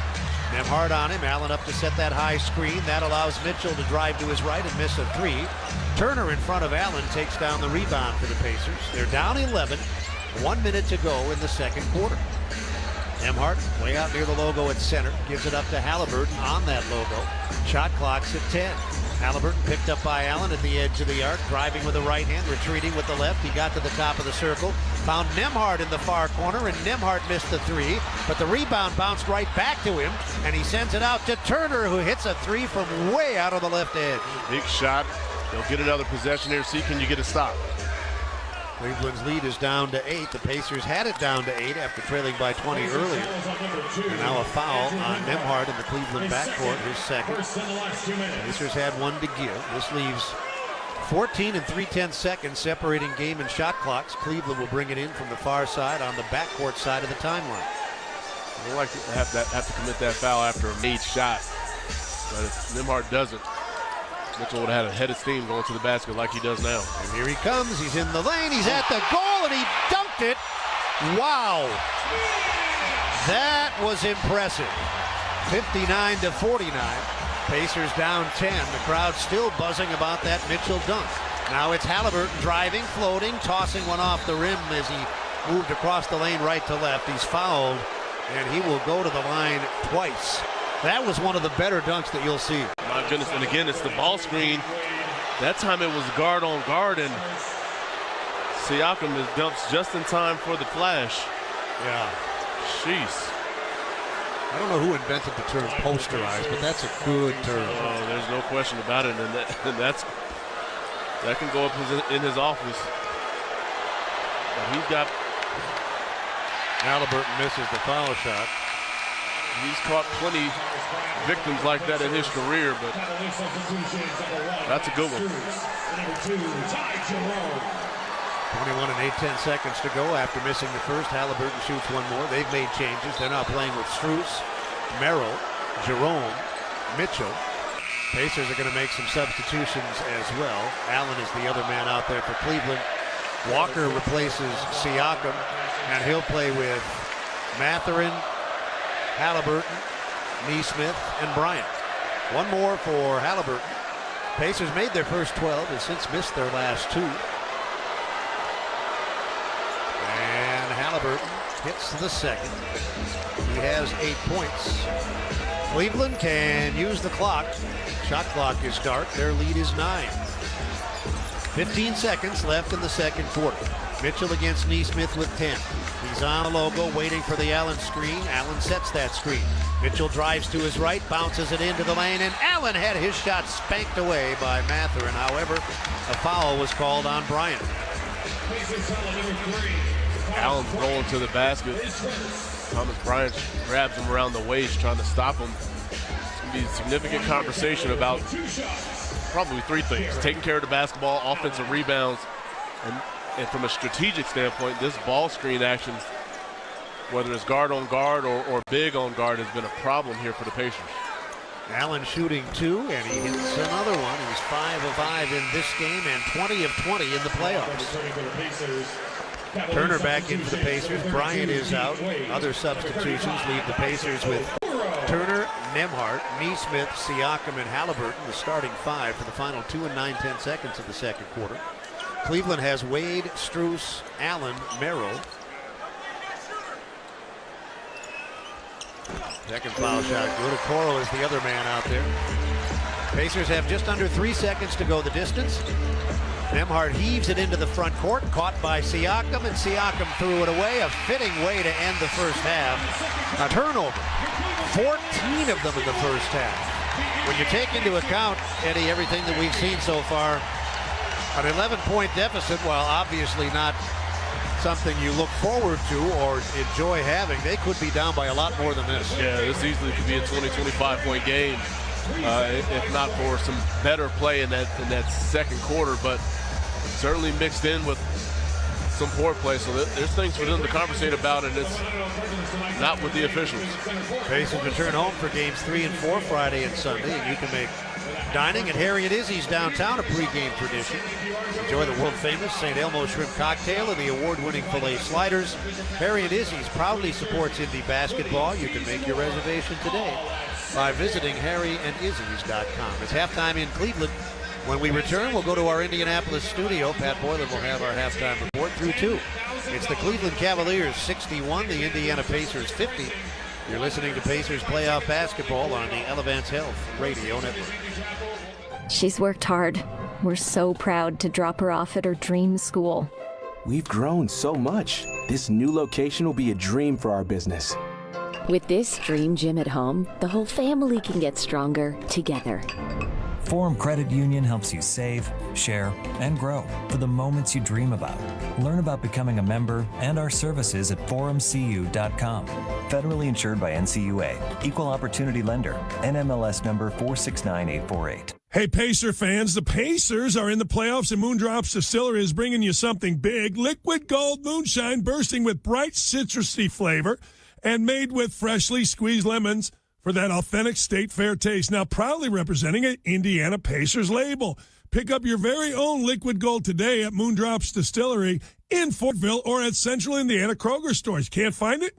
Go to moondropsdistillery.com. Moondrops Distillery, proud partner of your Indiana Pacers. Pacers Nation, game time is Zyber time. Introducing Zyber with X, a nationwide internet service provider born right here in Indy. Zyber is fast. We offer fiber or fixed wireless or both. As the official internet provider of the Pacers, Zyber delivers championship speeds with style, making your internet seamless and worry-free with speeds up to 10 gigabits per second. Zyber is your surprisingly likable internet service, Indy. Follow our pace at Zyber.com. That's Zyber.com.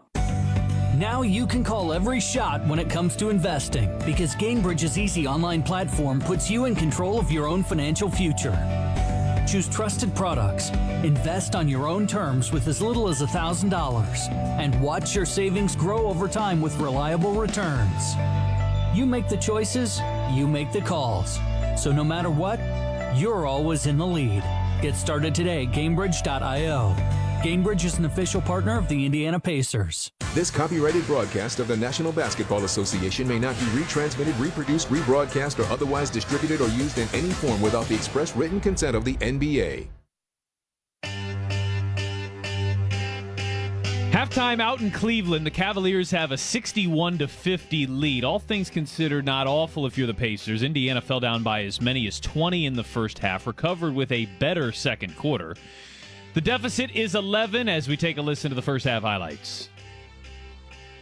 Tip, they move the ball left to right in the first half. Tyrese Halliburton has it right up against the timeline, being harassed by Max Strus.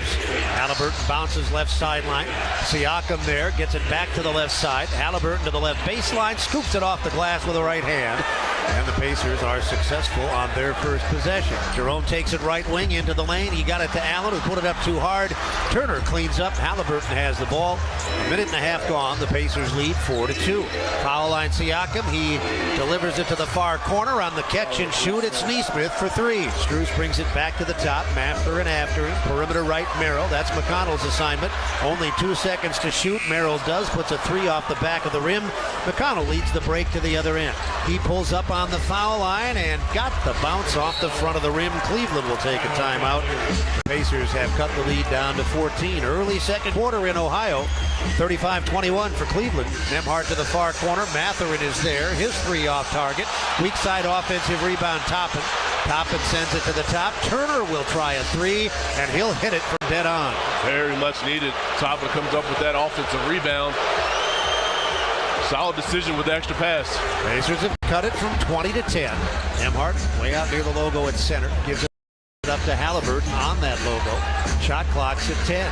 Halliburton picked up by Allen at the edge of the arc, driving with the right hand, retreating with the left. He got to the top of the circle, found Nembhard in the far corner, and Nembhard missed the three, but the rebound bounced right back to him, and he sends it out to Turner, who hits a three from way out of the left edge. It's halftime in Cleveland. It's the Cleveland Cavaliers 61, the Indiana Pacers 50. After tonight's game, the series turns to Indianapolis for two key games, games 3 and 4.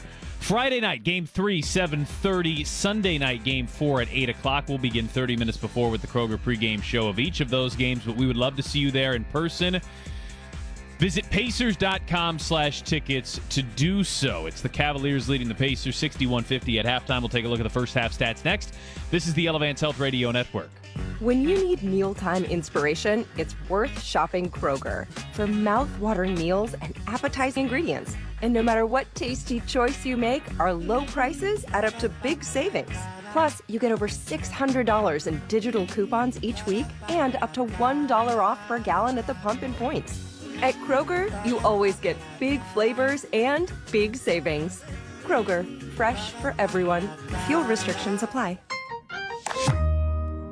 Today we have two very special guests on our program. Introducing Lem and Lime. Hello. For Starry Lemon Lime Soda. Thanks for having us. What is Starry Lemon Lime Soda? It's a crisp, clear burst of lemon lime flavor, and it's caffeine-free. Between us, one of you must be a little more important to Starry than the other. Who is it? We're both important. So it could just as easily be Starry Lime Lemon Soda. No, that doesn't sound right. Oh, I like it. So you saying hip-hop could be hop-hip. Works for me. Starry Lemon Lime Soda. Starry hits different. Ways to save.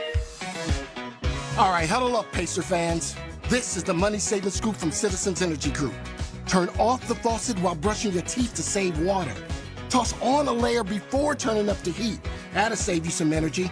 And always, always do full loads of laundry. Remember, the more you could serve, the more you could save. Now get out there.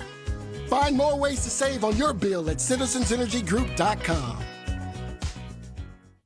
Hi, this is Archie Manning. After years of playing football, I've learned to listen to my body. These days, that includes listening for signs of heart problems like chest discomfort or feeling tired from doing simple activities. The expert team of heart specialists at Ascension St. Vincent has made it the st hospital for cardiac care in Indiana. So when you need care for your heart, contact the winning team at ascension.org/St. Vincent Heart.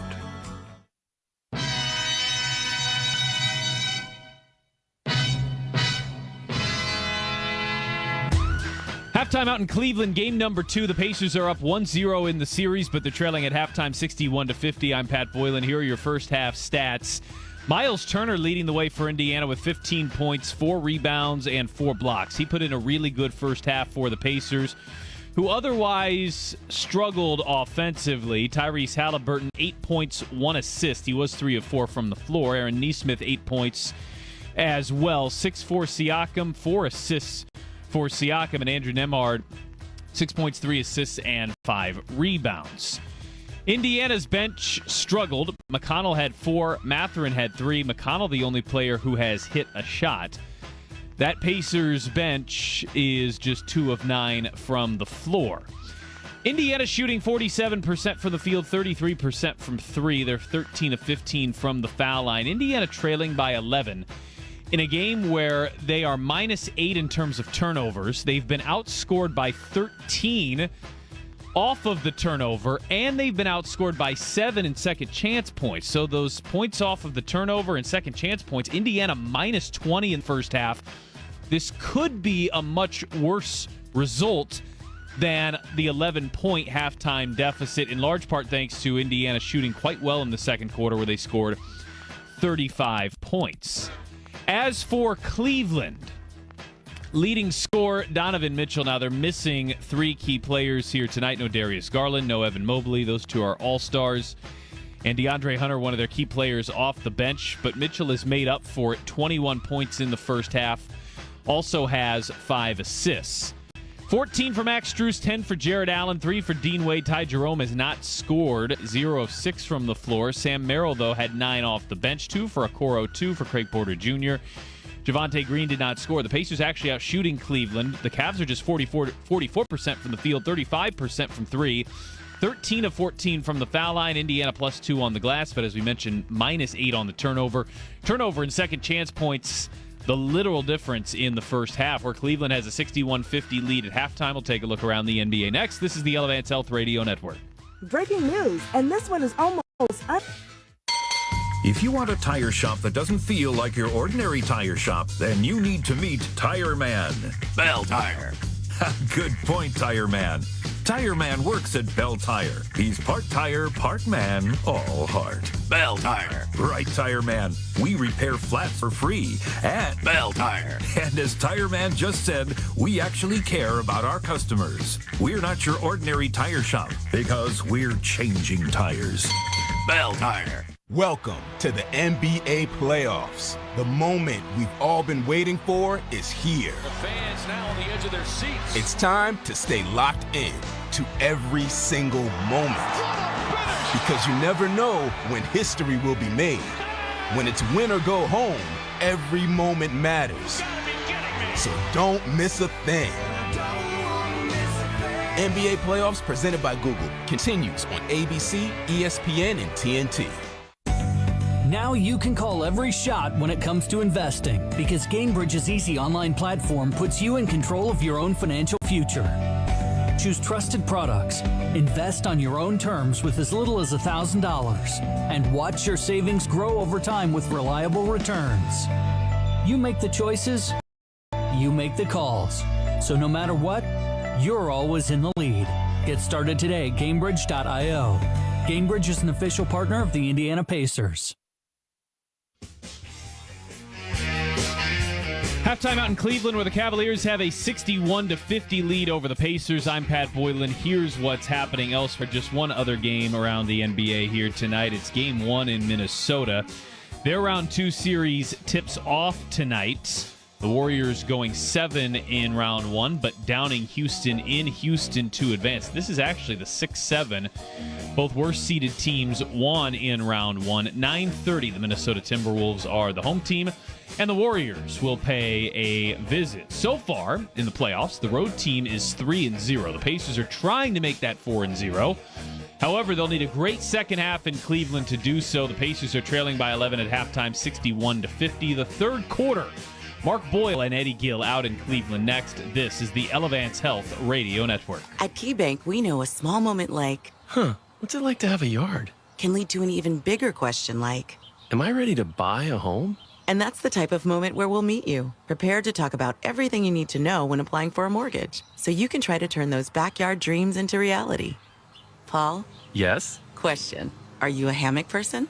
You know, I think I might be. For every financial need, we'll meet you in the moment. KeyBank opens doors. NMLS 399797, Equal Housing Lender. Hey Pacers fans, by saying yes to organ donation, you're choosing to give the gift of life. An incredible way to make a lasting difference even after you're gone.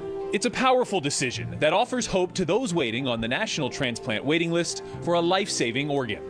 Join your Pacers in supporting organ donation and get the heart on your driver's license. If more people say yes to being an organ donor, more lives can be saved. Visit DonateLifeIndiana.org to learn more and share your decision with your family. You know Unleaded 88 is engine smart and earth kind, but what does that mean really? Engine smart because Unleaded 88 burns cooler and cleaner with higher octane for superior performance at a great price. Earth kind because Unleaded 88 reduces toxic compounds in your fuel and burns more completely, reducing harmful emissions. That's good for our environment and our health. Engine smart, earth kind. 4 simple words to remember when you fill up. Choose Unleaded 88. Upland Brewing is proud to be an official partner of the Indiana Pacers. For over 25 years, Upland has crafted award-winning beers right here in Indiana. Whether it's courtside Indiana Pale Ale, the official craft beer of the Pacers, or a pint of Dragonfly, Indiana's best-selling IPA, Upland beers are perfect for cheering on the blue and gold. Find Upland beers throughout Gainbridge Fieldhouse at any of our 9 locations, on tap at bars and restaurants, and at your local grocery and liquor stores. Go Pacers!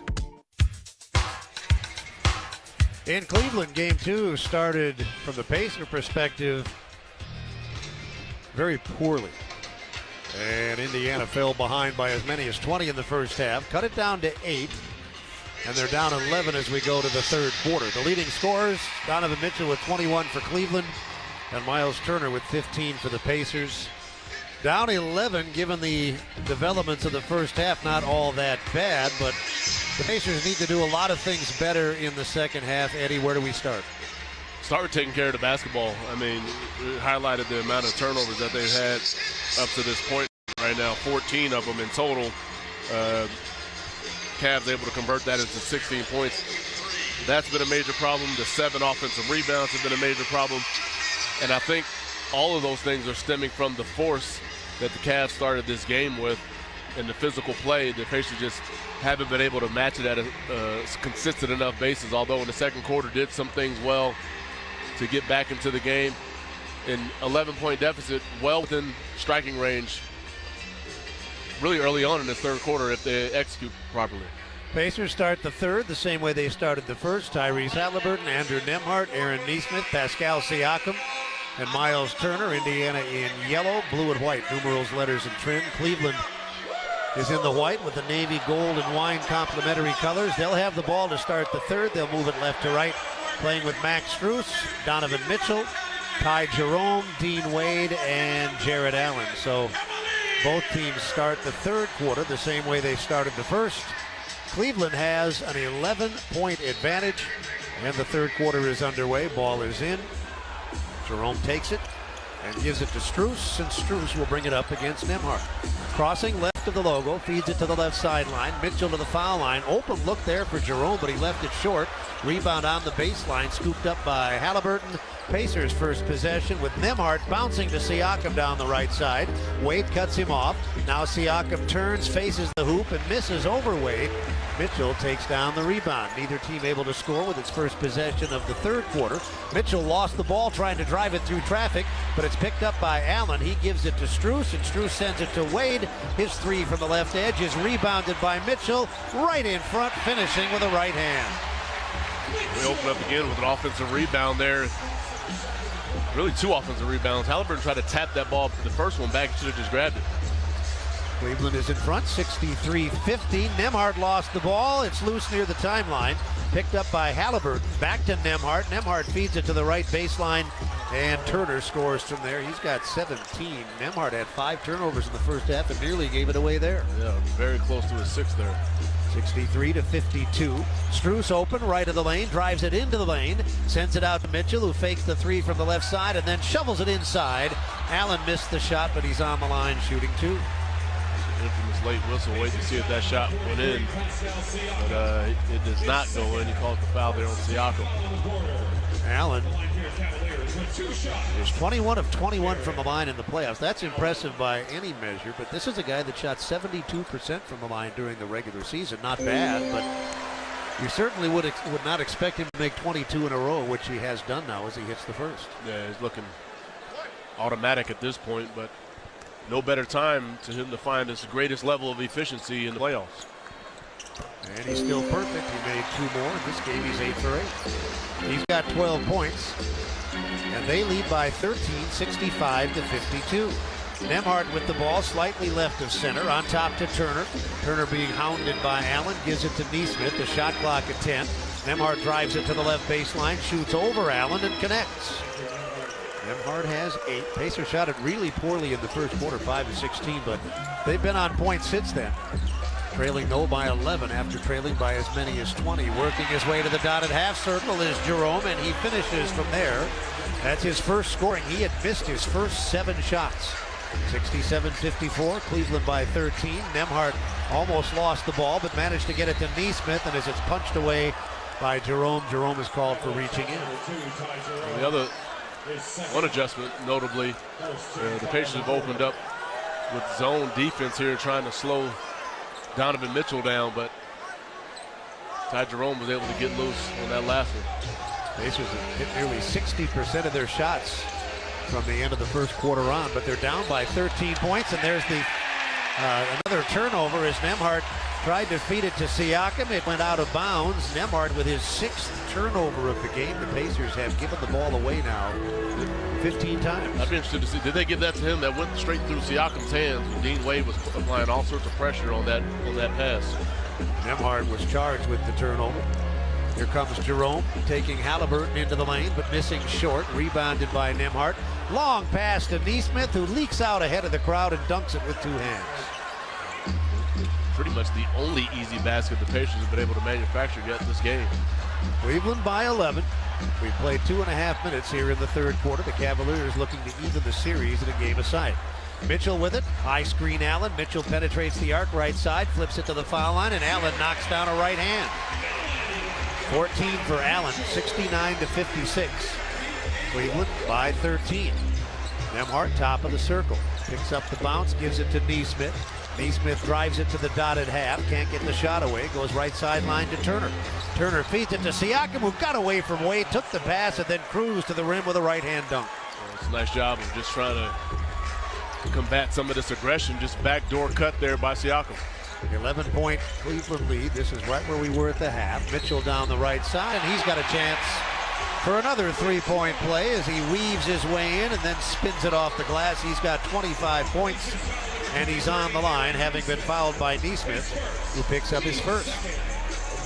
It's all ball screen actions here from a just strategic standpoint that the Pacers have not been able to handle.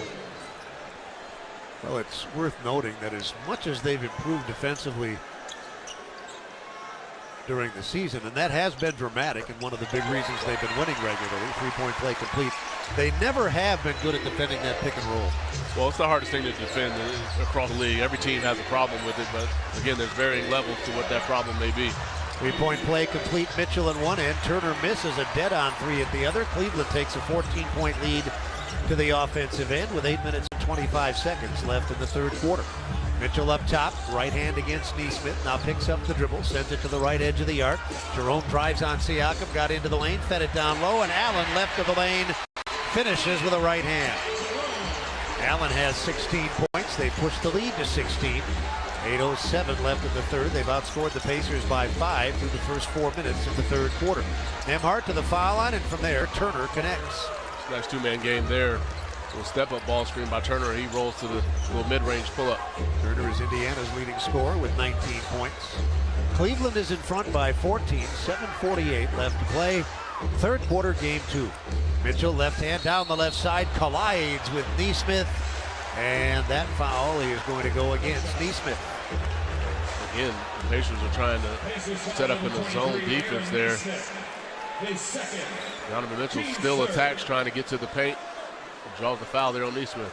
Non-shooting, ball comes in from the side. Team fouls, Indiana 3, Cleveland 1. 7:42 left in the third.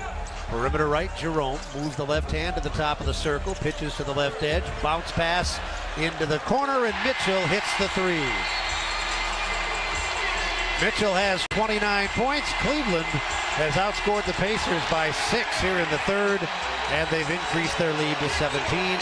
Timeout, Indiana. 7:32 left third quarter. It's 77-60 for Cleveland. You're listening to Pacers playoff basketball on the Elevance Health Radio Network. Health insurance companies are expected to carry health benefits, but CareSource does so much more. We look beyond doctors' offices and hospitals to see the challenges that face our members. Then we help them achieve not just better health, but better lives. Along with Healthy Indiana plan benefits, we help our members find stable jobs, housing, childcare, and rides so they can find greater independence. At CareSource, we're removing barriers. We're improving lives. We're reimagining health insurance. Be part of something bigger with a career at Nucor. When you join our organization, you become part of a team that makes an impact on people's lives, communities, and the environment. Join us to forge deep bonds with teammates, get the freedom to activate your ideas, and gain the stability to build a lifelong career. Learn more at nucor.com/careers. That's nucor.com/careers. Come be a part of something bigger at Nucor. Nucor is an equal opportunity employer. It's time to ball, and Beatbox is here to party with the Indiana Pacers. Beatbox Party Punch is bursting with delicious flavor, 11.1% ABV, and low sugar. This punch is the perfect drink to fire up fans at Gamebridge Fieldhouse. Plus, with a resealable cap, this drink is built to withstand all the courtside hype. There ain't no party like a Beatbox party. Go Pacers. Please drink responsibly. Must be 21 plus. Experience the Midwest's newest fine dining destination, Commission Row. Our menu includes the best locally sourced steaks, chops, seafood, and raw bar offerings. Created by Pacers Sports and Entertainment in partnership with Cunningham Restaurant Group. Commission Row is located right next to Gamebridge Fieldhouse. Whether for dinner on the main level or drinks and Mel's, our speakeasy bar, make Commission Row a part of your next game night. Learn more or make a reservation at commissionrow.com.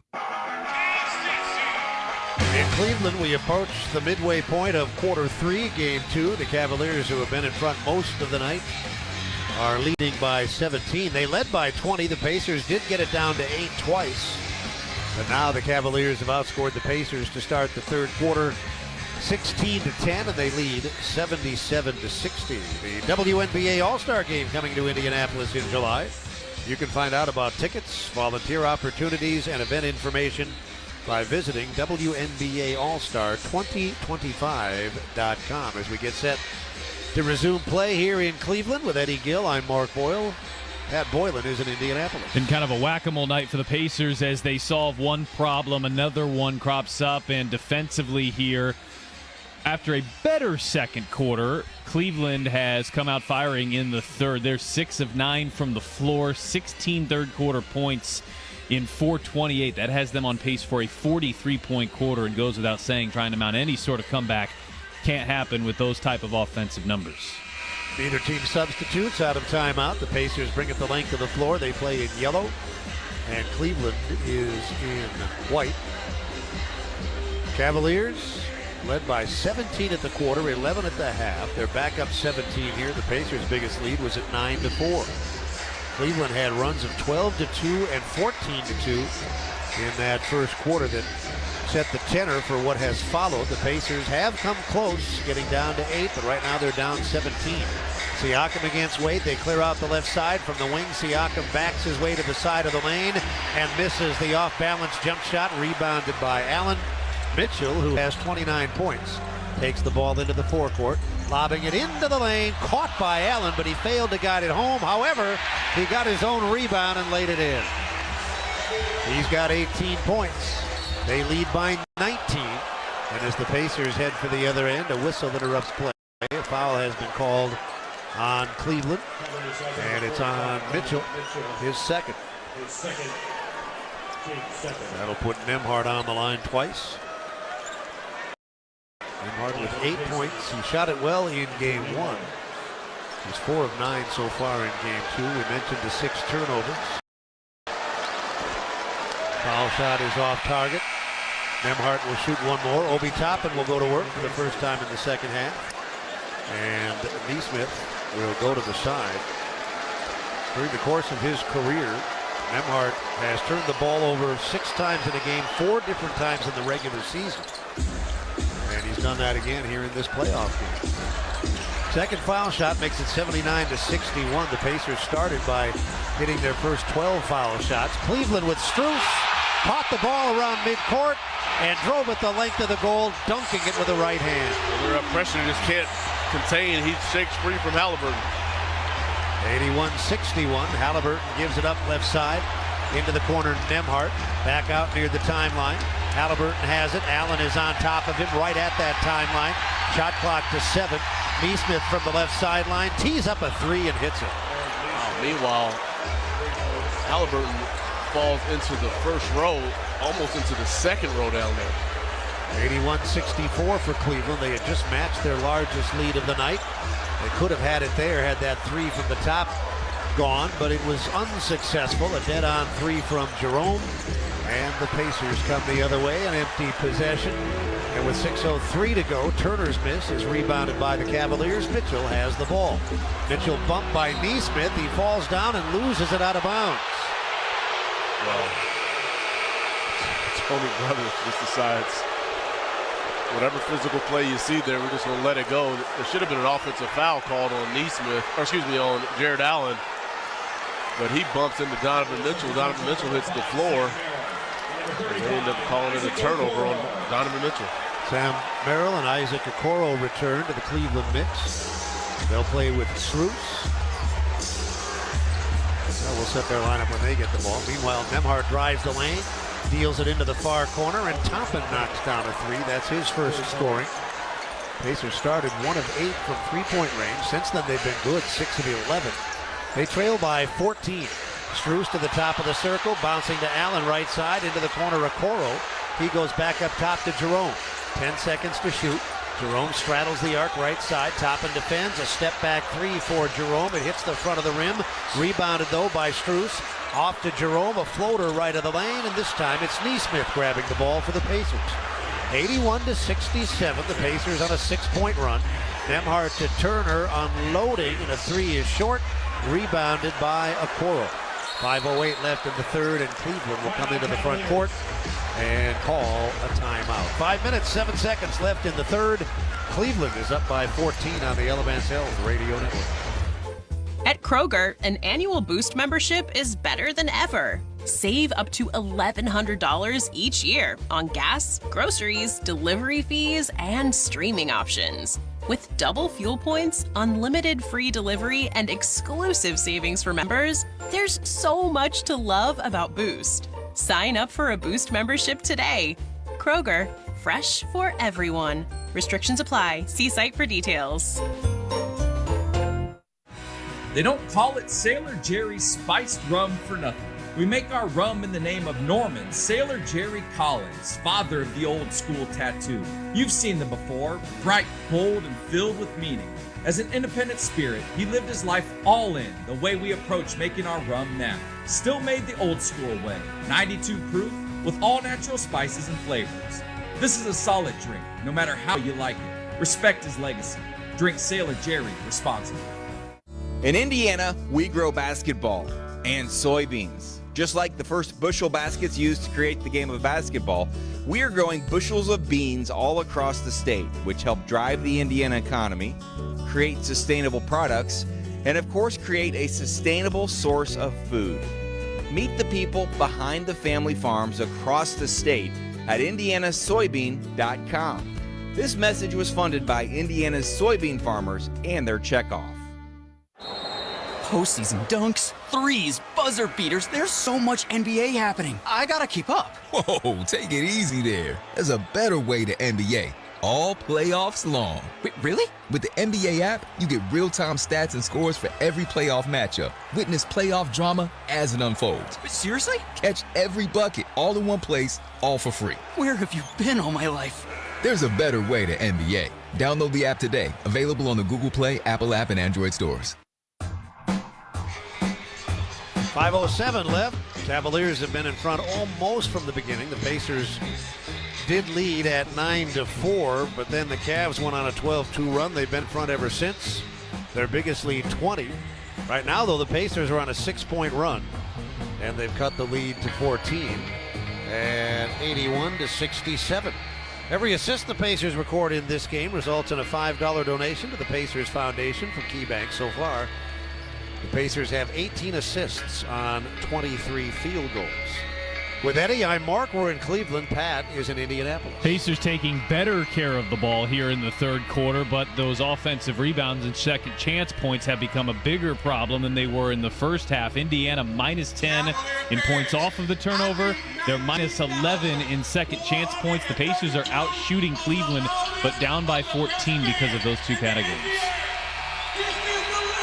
Out of the timeout, Benedict Mathurin and T.J. McConnell, along with Thomas Bryant and Ben Shepard, have checked in to play with Obi Toppin. Cleveland will come out of the huddle with Ty Jerome, Max Strus, Jared Allen, Isaac Okoro, and Sam Merrill. The ball will be played in by Cleveland from the near side in forecourt. They have 21 seconds to get a shot. 5:07 to play in the third. Cleveland is in front 81-67.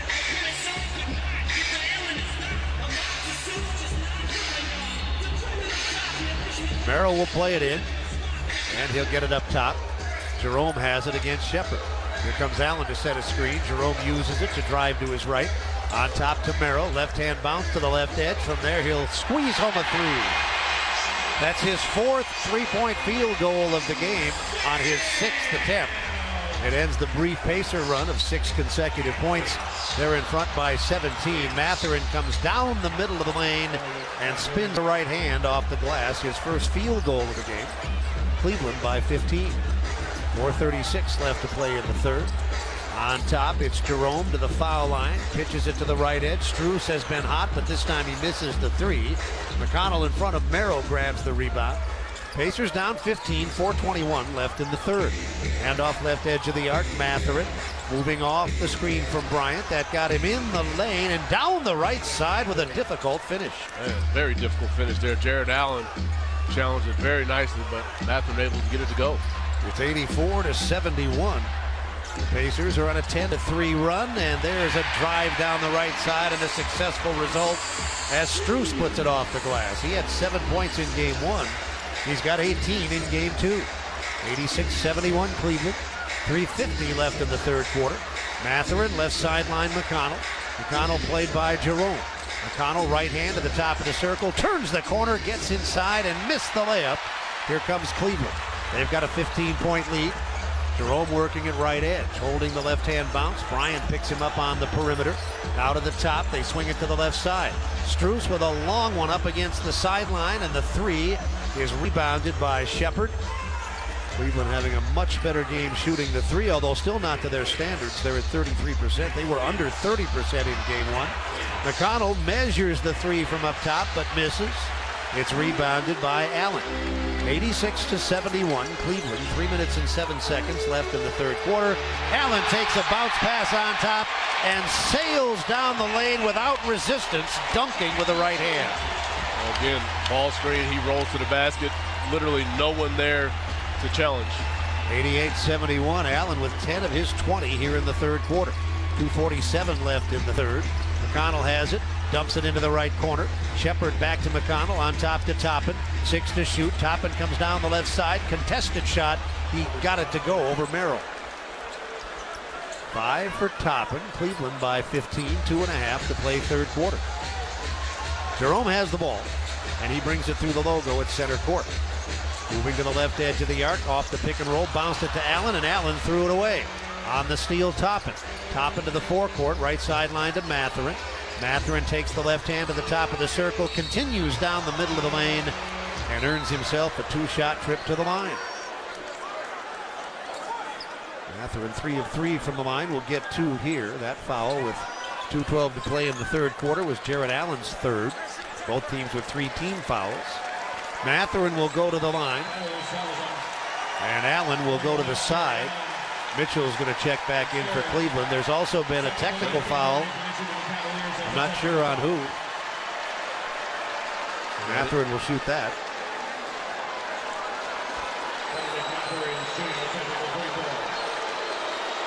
.212 left in the third, 88-73. So Mathurin will take 3 foul shots here. He hits the technical foul shot, and now he'll take the 2 that came with the foul. It just says technical foul Cleveland. It doesn't say on who. Yeah, Tony Brothers keeps pointing to their bench. I'm not sure if it could be their bench. There is such thing as a bench technical. You never see it though.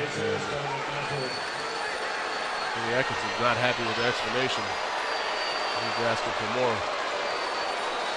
So Mathurin hits the technical and then knocks down the first of the two that came with the shooting foul. Javonte Green, who played briefly and did not score, is back out there for Cleveland in the first half, that is. This is his first work in the third quarter. Mitchell and Wade are also back in, so it's Okoro, Wade, Merrill, Mitchell, and Green. Pacers have had an excellent game at the line, 16 of 19. Cleveland, though, has been even better. They're 16 of 17. Second foul shot, short, but it stayed home off the front of the rim.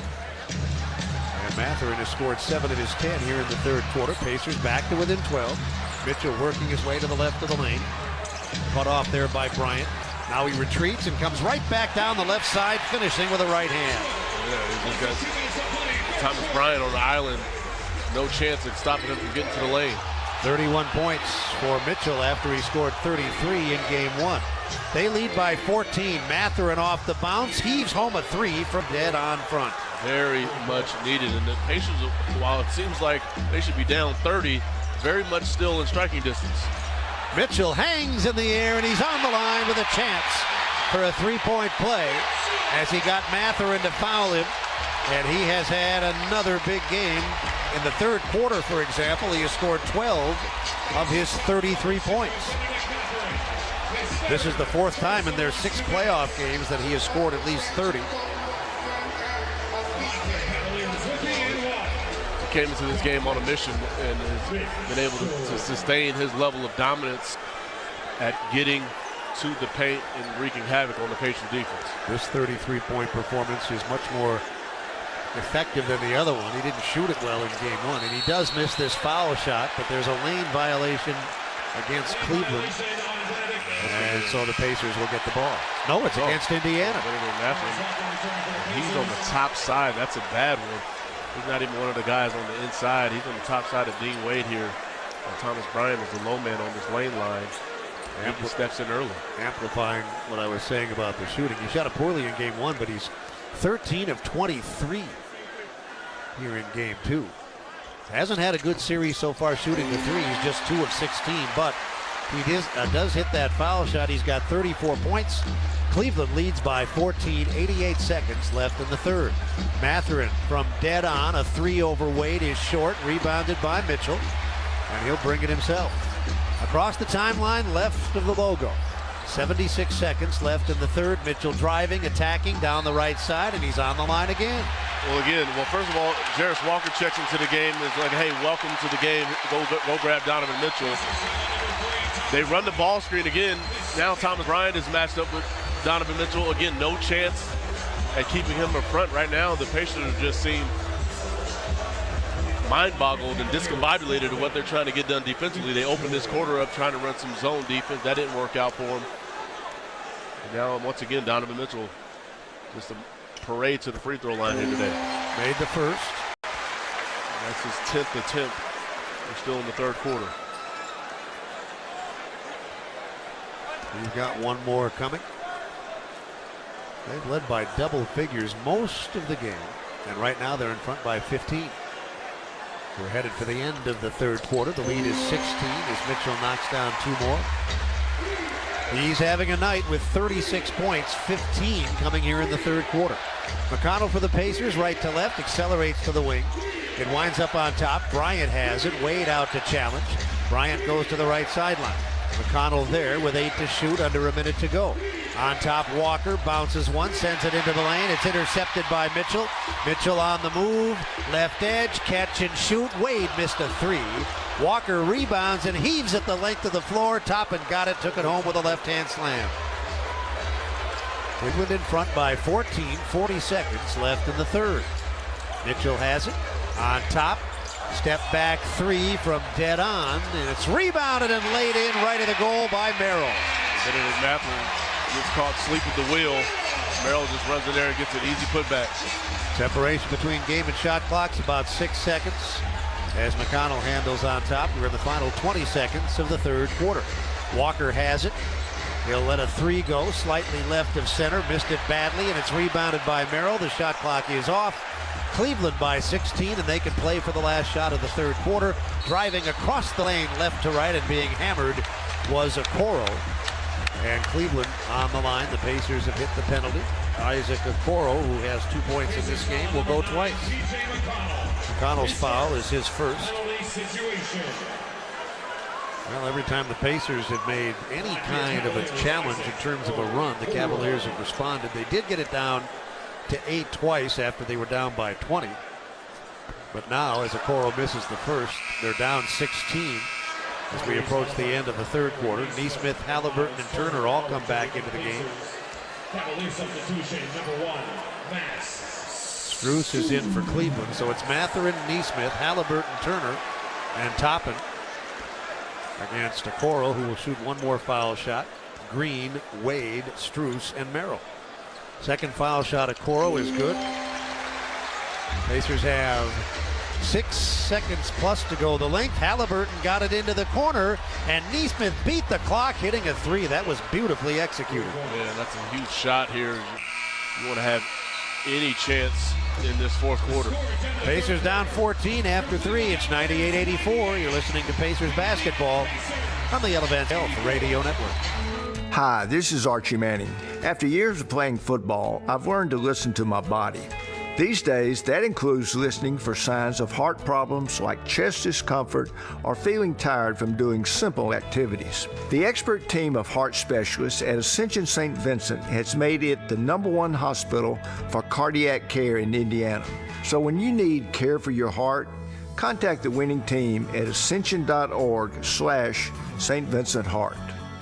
Today we have 2 very special guests on our program, introducing Lem and Lime. Hello. For Starry Lemon Lime Soda. Thanks for having us. What is Starry Lemon Lime Soda? It's a crisp, clear burst of lemon lime flavor, and it's caffeine-free. Between us, one of you must be a little more important to Starry than the other. Who is it? We're both important. So it could just as easily be Starry Lime Lemon Soda. No, that doesn't sound right. Oh, I like it. So you saying hip-hop could be hop-hip? Works for me. Starry Lemon Lime Soda. Starry hits different. The best athletes don't just play the game, they change it. When it comes to investing, Gainbridge is doing the same. Their online platform does things differently by putting you in control, so you can invest on your own terms and grow your savings over time. It's a better way to invest, because it's investing your way. Get started today with as little as $1,000 at Gainbridge.io. Gainbridge is an official partner of the Indiana Pacers. At KeyBank, we know a small moment like, whoa, my kid's got a serious backhand. Can lead to an even bigger question like, tennis camp is how much? And that's the type of moment where we'll meet you to help you build a savings plan for expenses big and small so your money can make money. Mike, how's that sound? Sounds like match point. Sounds like love. We could serve up tennis puns all day. For every financial need, we'll meet you in the moment. KeyBank opens doors. KeyBank member FDIC.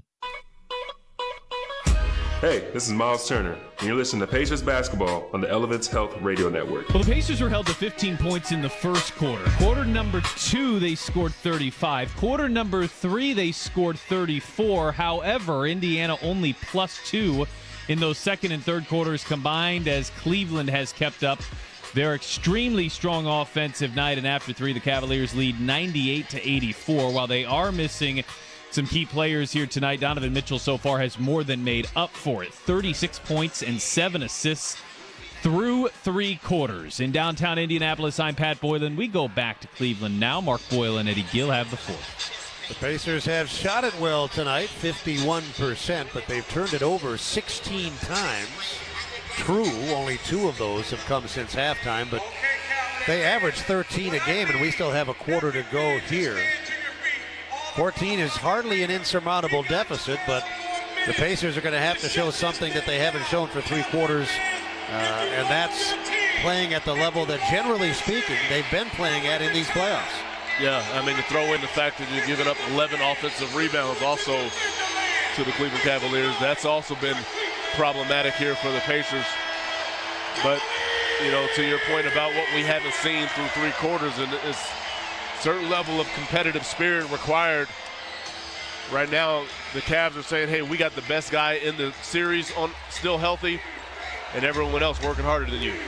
Right to left come the Pacers. 4th quarter underway. Indiana in the yellow. Blue and white numerals, letters, and trim. We'll spot the lineups as we go. Andrew Nembhard playing with Pascal Siakam, Miles Turner, Benedict Mathurin, and Tyrese Halliburton. Mathurin has it, drives it from the right edge to the foul line, leans into the lane, misses the shot. Dean Wade rebounds. He's playing with Max Strus, Sam Merrill, Ty Jerome, and Javonte Green. Cleveland is in the white with the navy, gold, and wine numerals, letters, and trim. This is their first possession of the fourth quarter. They're in front by 15.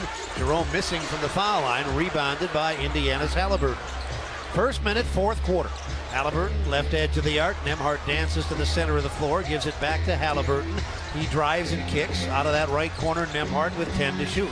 Jerome is on top of him. Nembhard, though, takes the left hand into the lane and got Jerome to foul him as he worked his way to the front of the rim. Yeah, that's great. That's just sheer will there. He was not going to allow Ty Jerome to stop him from getting into the painted area. Nembhard, 1 of 2 from the line, 9 points. And he'll go twice. Both teams have been very good from the line. Indiana 85%, Cleveland 91%. This time, though, Nembhard misses the foul shot. 10 seconds, network station identification. You're listening to Pacers basketball on the Elevance Health Radio Network. This is the exclusive radio home of the Indiana Pacers. WIBC HD2, W298BB, WIBC HD3, W228CX, Indianapolis. Nembhard made 1 of 2. Worth noting as we play on here in the fourth quarter, the Pacers need to make a concerted effort, I think, Eddie, down 13 to get Pascal Siakam involved. He's taking 5 shots tonight. Well, I mentioned this earlier. You're struggling right now on either end. That guy's got to touch the ball. Out of the corner, a misfire from three-point range, Strus. Here comes Halliburton. Indiana down 13. 10:34 to play in the fourth quarter. Nembhard drives it into the lane. He's at the dotted half circle. He lost the ball. That's turnover number 17. Green runs it for Cleveland, gives it to Strus. He drives it down the middle and laid it up too hard. Mathurin secures possession. Here comes Halliburton. 10:16 left. Cleveland's lead is 13 points. Nembhard, far corner against Jerome, bounce into the post. Right block, Turner has a size advantage on Strus and uses it to bank it off the glass. Great job, great recognition by Nembhard there, and finished by Turner. It's hard to believe the Pacers are only down by 11 points. It's mind-blowing. Here's a drive, and they're still down by 11. A drive hits the back of the rim, but it's rebounded by Merrill, and he misses a 3 out of the corner. Another offensive rebound, Jerome. Merrill tried to go up, and Halliburton took it.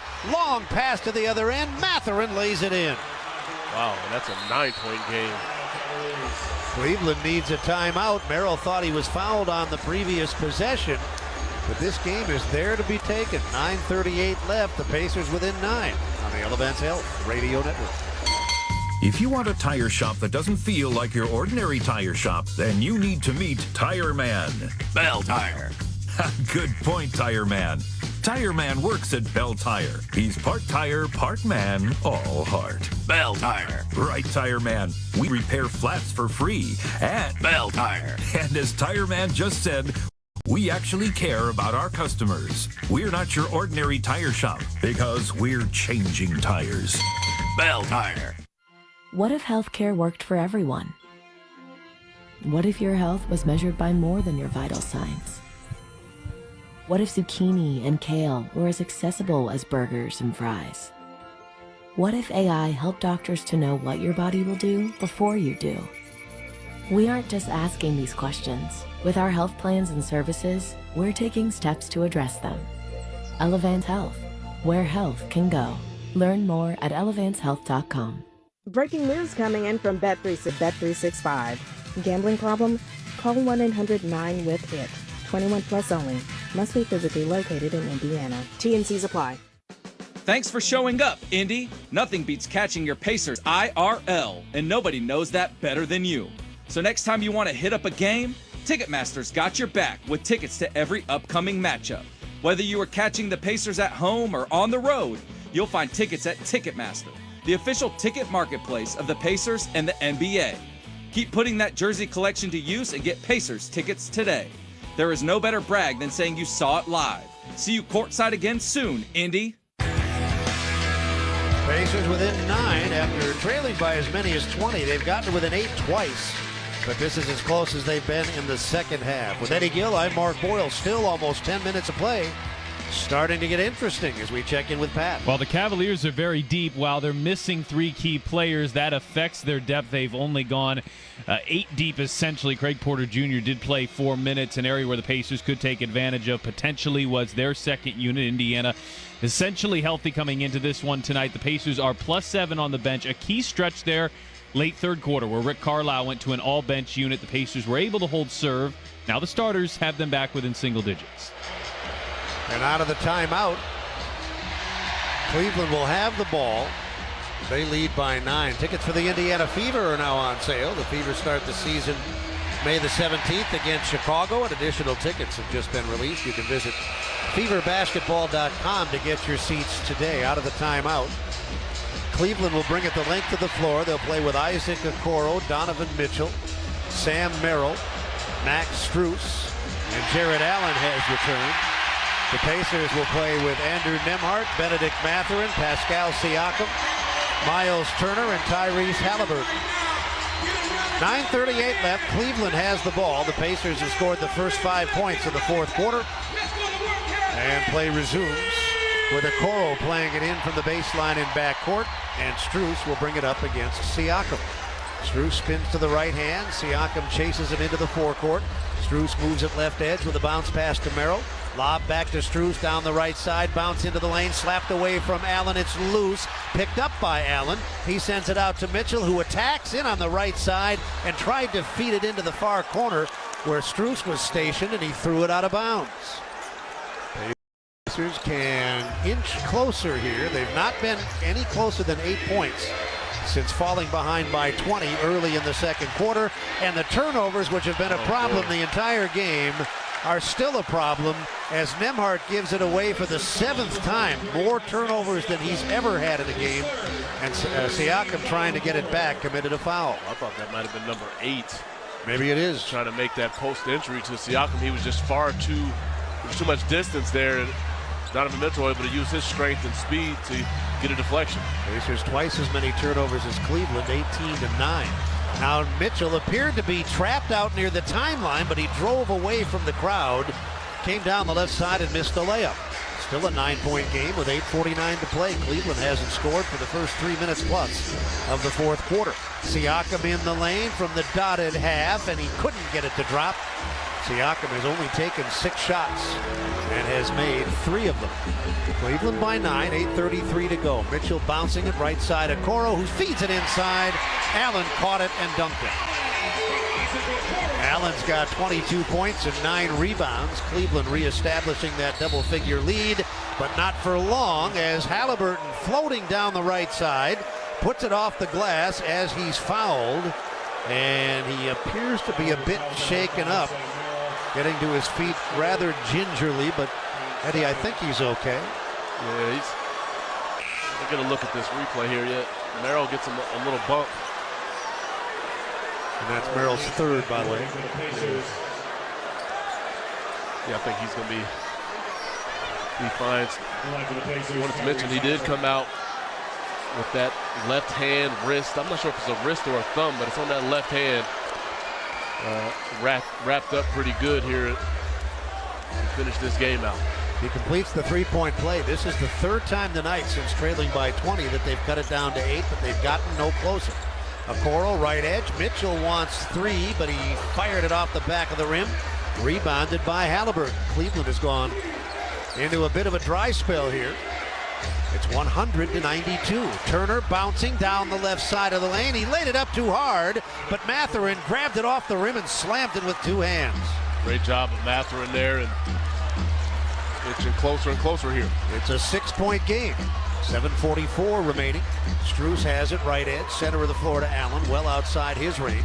Allen hands it off to Mitchell, and Mitchell either walked or there was a foul. Looks like foul is going to be the decision. There was contact out there, and the foul is on Nembhard. Third. Second team foul. Both teams have 2 team fouls. Cleveland will play it in from the side. The Cavaliers have scored just 2 points in the first 4 minutes and 23 seconds of the fourth quarter, but they do lead by 6. And now on the inbound, Mitchell caught it on the sideline. Great job there by Nembhard, making that catch extremely difficult, forcing a turnover. Pacers down 6 with the ball, moving it right to left in yellow. Halliburton down the left side, a right-hand flip, back rim, no, rebound Allen. Cleveland will try to build on this 6-point advantage. Merrill has it, right sideline. Center of the floor, on the logo now, he gives it to Mitchell. Mitchell moving to his right, splits defenders, got to the foul line, he's at the goal, and he's on the line, shooting 2. He's already been to the line 10 times, and he's made his last 9. He'll shoot 2. That's Turner's 3rd foul. It's also the 3rd team foul with 7:12 left. Mitchell will try to push the Cavalier advantage to 8 with these 2 foul shots. The best athletes don't just play the game, they change it. And when it comes to investing, Gamebridge is doing the same. Putting you in control of your own financial future. Get started today at Gamebridge.io. Donovan Mitchell's made his last 9. Having another stellar night. And his first one here is off the back of the rim. He's got 36 points. Jerome is in. Merrill is out. And in these moments, you got to wonder, when does fatigue kick in for a guy like Donovan Mitchell? The load that he's carrying here tonight. He's definitely been significantly more aggressive to attack the paint and not relying on that 3-point shot, although that's failed him also here tonight. Yeah, he had a bad night with the 3 in game 1 of 11. He's been bad again tonight in that aspect, 1 of 7. But otherwise, he's been terrific. He made the foul shot. Cleveland is in front by 7. On the right block, Turner bounces once, sends it across the lane. It winds up right in front, and Mathurin spins it in off the glass. He's got 19 points. Indiana within 5. This is as close as they've been, and now Mathurin commits a backcourt foul as Strus caught the ball down near the baseline off the made field goal. Mathurin picks up his 4th, and it's the 4th team foul. Oh, man. I'm not sure. Is it on Mathurin or Carlisle? Well, it's called delay of the game. I'm trying to figure out how. Well, Mathurin held on to the ball. And if the technical is for delay of game, and it is, Pacers have been warned earlier. Mitchell hits the foul shot. That's just one of those judgment calls. I don't think Cleveland would have been too upset had it not been called. On the other hand, technically, I think it's probably the correct call. I'd have to take a look at that again. I don't see how he quote unquote delayed the game. The official was reporting to the scores table what the foul was. He made the technical foul, did Mitchell. It's 102-96, and they work it inside. Mitchell's on the line again. And he has done an excellent job in general, but specifically, he's been able to live on that foul line. Nembhard picks up his 4th foul. Mitchell's already been there 13 times, and he'll shoot 2 more. A significant portion of it has been predicated on ball screen action, where they just have not been able to slow him down and corral him around the 3-point line. He's had the ability to turn the corner. Looks like we're going to get some infection control here from Max Strus, I believe it is. Well, when Strus was fouled by Mathurin, his nose started to bleed, and that's what they're addressing down there. Boyd Pearson's trying to get an explanation on the delay of game by Tony Brothers. Cleveland, by the way, will be on the line the rest of the way. The Pacers are now in the penalty. So that's another advantage for them as they lead by 6. They've gotten there and shot it efficiently throughout the night. As you highlighted, led by Donovan Mitchell. They've been to the line only 2 more times than the Pacers. But Mitchell's been there 13 times, so he's taken over half of their foul shots. And he is going to get 2 more here, a chance to push the advantage to 8. Strus stayed in the game. And Mitchell shoots 2. 11 for 13 from the line, and now 12 for 14. 103-96. The Pacers had been as close as 5 after trailing by 20. And it's a 7-point game now with Mitchell shooting 1 more. 6:43 to play. The second foul shot, the same as the first. Mitchell has 40 points. He scored 40 or more points just 1 time during the regular season. That's his first 40-point game of these playoffs. 104-96, 6:34 to go, and now we have a foul on Cleveland, and it's on Okoro. His second. They set Halliburton in that weak side corner. It looks like he's going to get a stagger screen to come to the top, and Okoro just wraps him up. 13 fouls committed by Cleveland. 15 to shoot. The ball will come into the top. Nembhard has it. Nembhard off a Turner screen, and he threw the pick and roll pass away, but Mathurin caught it as it was sailing out of bounds on the far sideline. He centers it to Nembhard. Nembhard lets a long one go and misses the three. Left of the hoop, gathered in, and in one motion, laid off the glass by Neesmith. It's a 6-point Cleveland lead as Mitchell handles for the home team. 6:10 to play in the fourth. Mitchell working his way to the right side. Bounce pass down low. Okoro sends it into the lane. Allen goes outside to Jerome. 10 to shoot. Bounce pass back down low, and Okoro couldn't handle it. It's off of Okoro and out of bounds. Might be the best defensive possession of the game for the Pacers there. Great job of multiple efforts getting out the three-point shooters, and they come up with a stop. Pacers down 6 with Nembhard handling. Left of the lane, bouncing it inside. Turner put up an air ball from about 7 feet away. He's been very reliable, 7 of 11 before that, but his little shot from in front didn't even get to the rim. Cleveland maintains that 6-point lead. Jerome has it, left side hash. 5.5 to play. Allen over to screen. Jerome drives. He's in the lane. He lost the ball. It's free on the floor. Neesmith dives for it. Mitchell's after it. It's still loose, and finally it trickles out of bounds off of Indiana. Now, they've got to take a look at this shot clock. The possession never changed hands, and the shot clock is at 22. At least I don't think it changed hands. Yeah, I don't know if at that one point Halliburton had it or not. There was certainly a scramble down in that corner for it. Here's the replay. No, he didn't have it. I'm pretty sure they're going to replay it or take a look. Well, maybe not. 5:27 to go. The two teams have headed to the benches. So I think that they are going to review this. But we'll stay here to make sure. 5:27 to play. They're still discussing it. For now, the teams are at the benches. Doesn't look to me like they've decided whether or not they're going to review it. And now Tony Brothers comes over and he's going to tell us what they're going to do.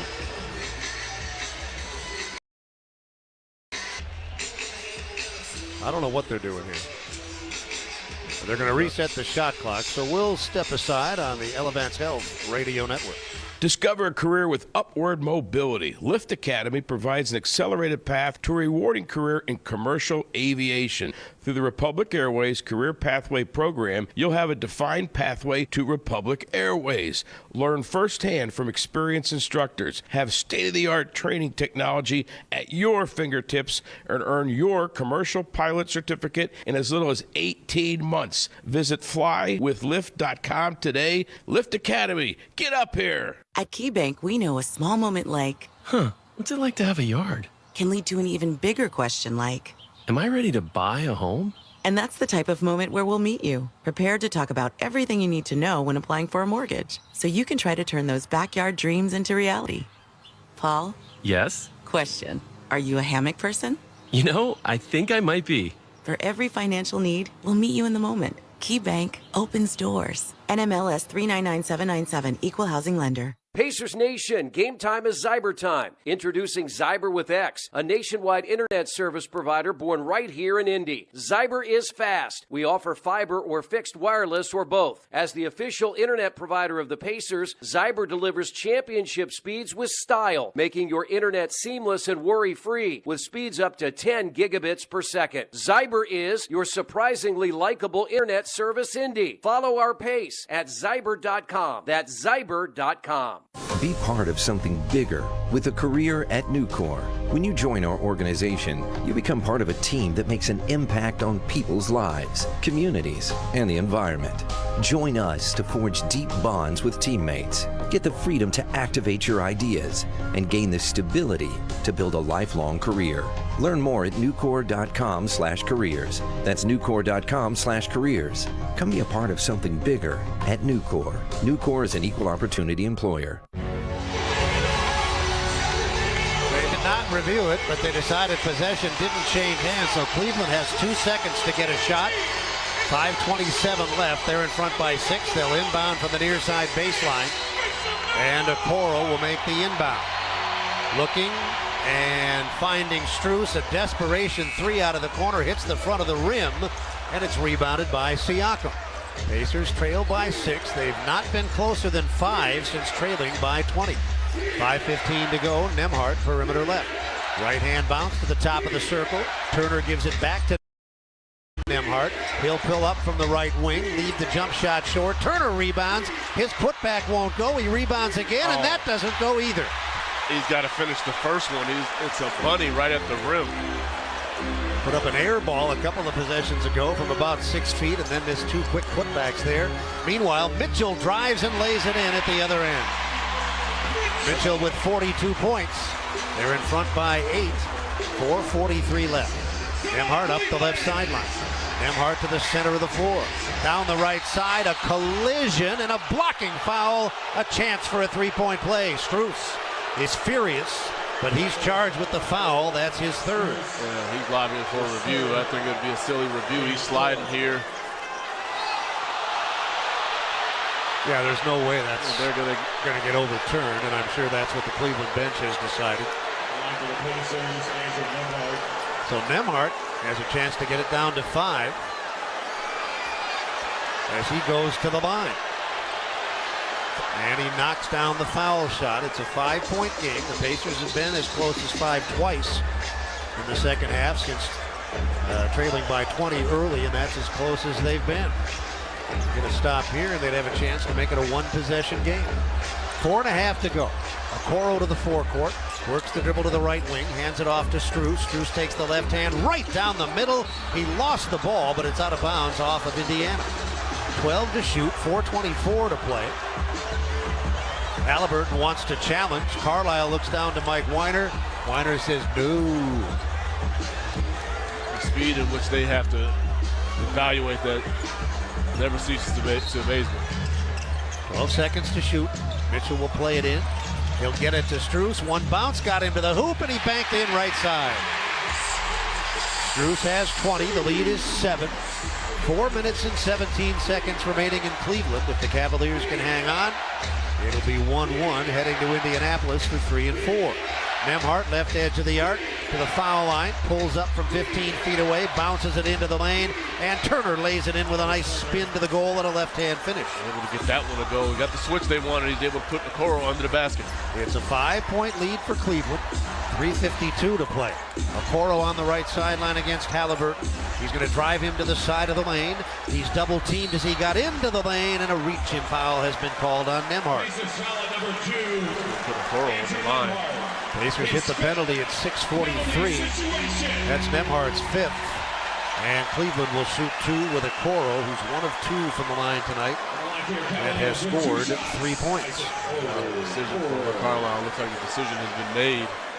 Nembhard will stay on the floor with that 5th foul. Foul shot Okoro, clean. Cleveland has had a superb night from the line. 89%, 25 of 28. One more. 3 minutes and 45 seconds remaining. Cleveland is 6 points better. And now 7. So Okoro hits 2. Nembhard brings it up for the Pacers. 3 minutes and 41 seconds remaining. Nembhard drives left side to the far corner. Nesmith for 3. And Nesmith knocks it down out of the corner. His 5th 3 of the game. He's got 21 points.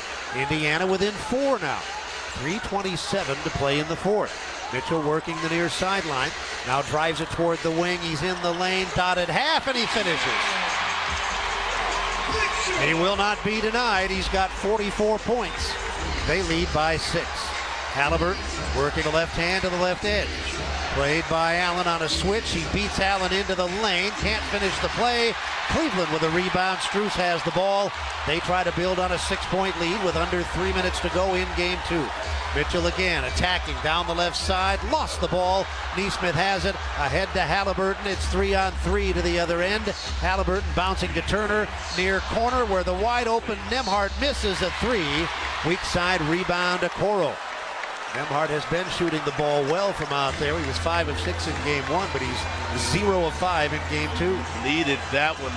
Opportunity to cut it to 3. And now a foul against Neesmith as Mitchell drives down the right side. So they're right back on the line. Did Neesmith try to jump over him? I'm not sure what, but he ends up kicking him in the side of the head. Yeah, he tried to leap over him as he was recovering, as Mitchell drove it to the goal. And Mitchell had stumbled himself, so he was in a pronounced crouch. And when Neesmith jumped over him, he made contact. Free throws for Mitchell. These will be his 16th and 17th of the game. He's on the verge of a 50 ball here with 2:31 remaining as he misses that first free throw. It continues to be a free throw game. He'll get more opportunities at the line. Pacers are able to convert on the other end and just tighten it up just a little bit more. He has been to the line as many as 25 times over the course of his career in a single game. So he's a frequent visitor. Misses the first. 112-106, makes the second. The Pacers had cut it to 4. Now the Cavaliers have pushed it back to 7. There's still time, but the clock will soon be a factor. 2:25 to go. Left edge Nembhard trying to escape Allen.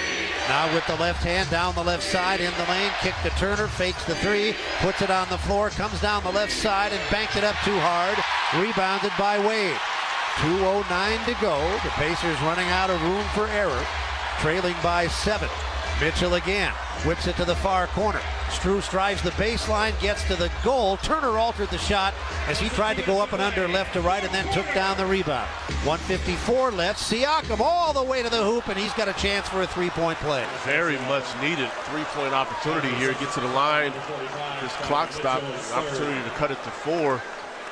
Siakam just now hitting double digits in terms of his scoring.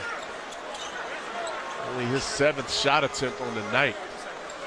And he'll be on the line. The Pacers did get to within 4 a few possessions ago, and they can get back there with this one. Siakam 2 of 2 from the line. And now 2 of 3 as he left it short. Pacers started 12 of 12. Since then, they've gone just 8 of 13 from the line, and they're down by 5 with 1:43 left. Mitchell works his way to the right wing. He's determined to get a shot. He's in the lane, and from the dotted half, he's fouled again. He'll go to the line twice. Pacers foul number 23, Aaron Neesmith. That foul on Neesmith has put him at 4 on the night.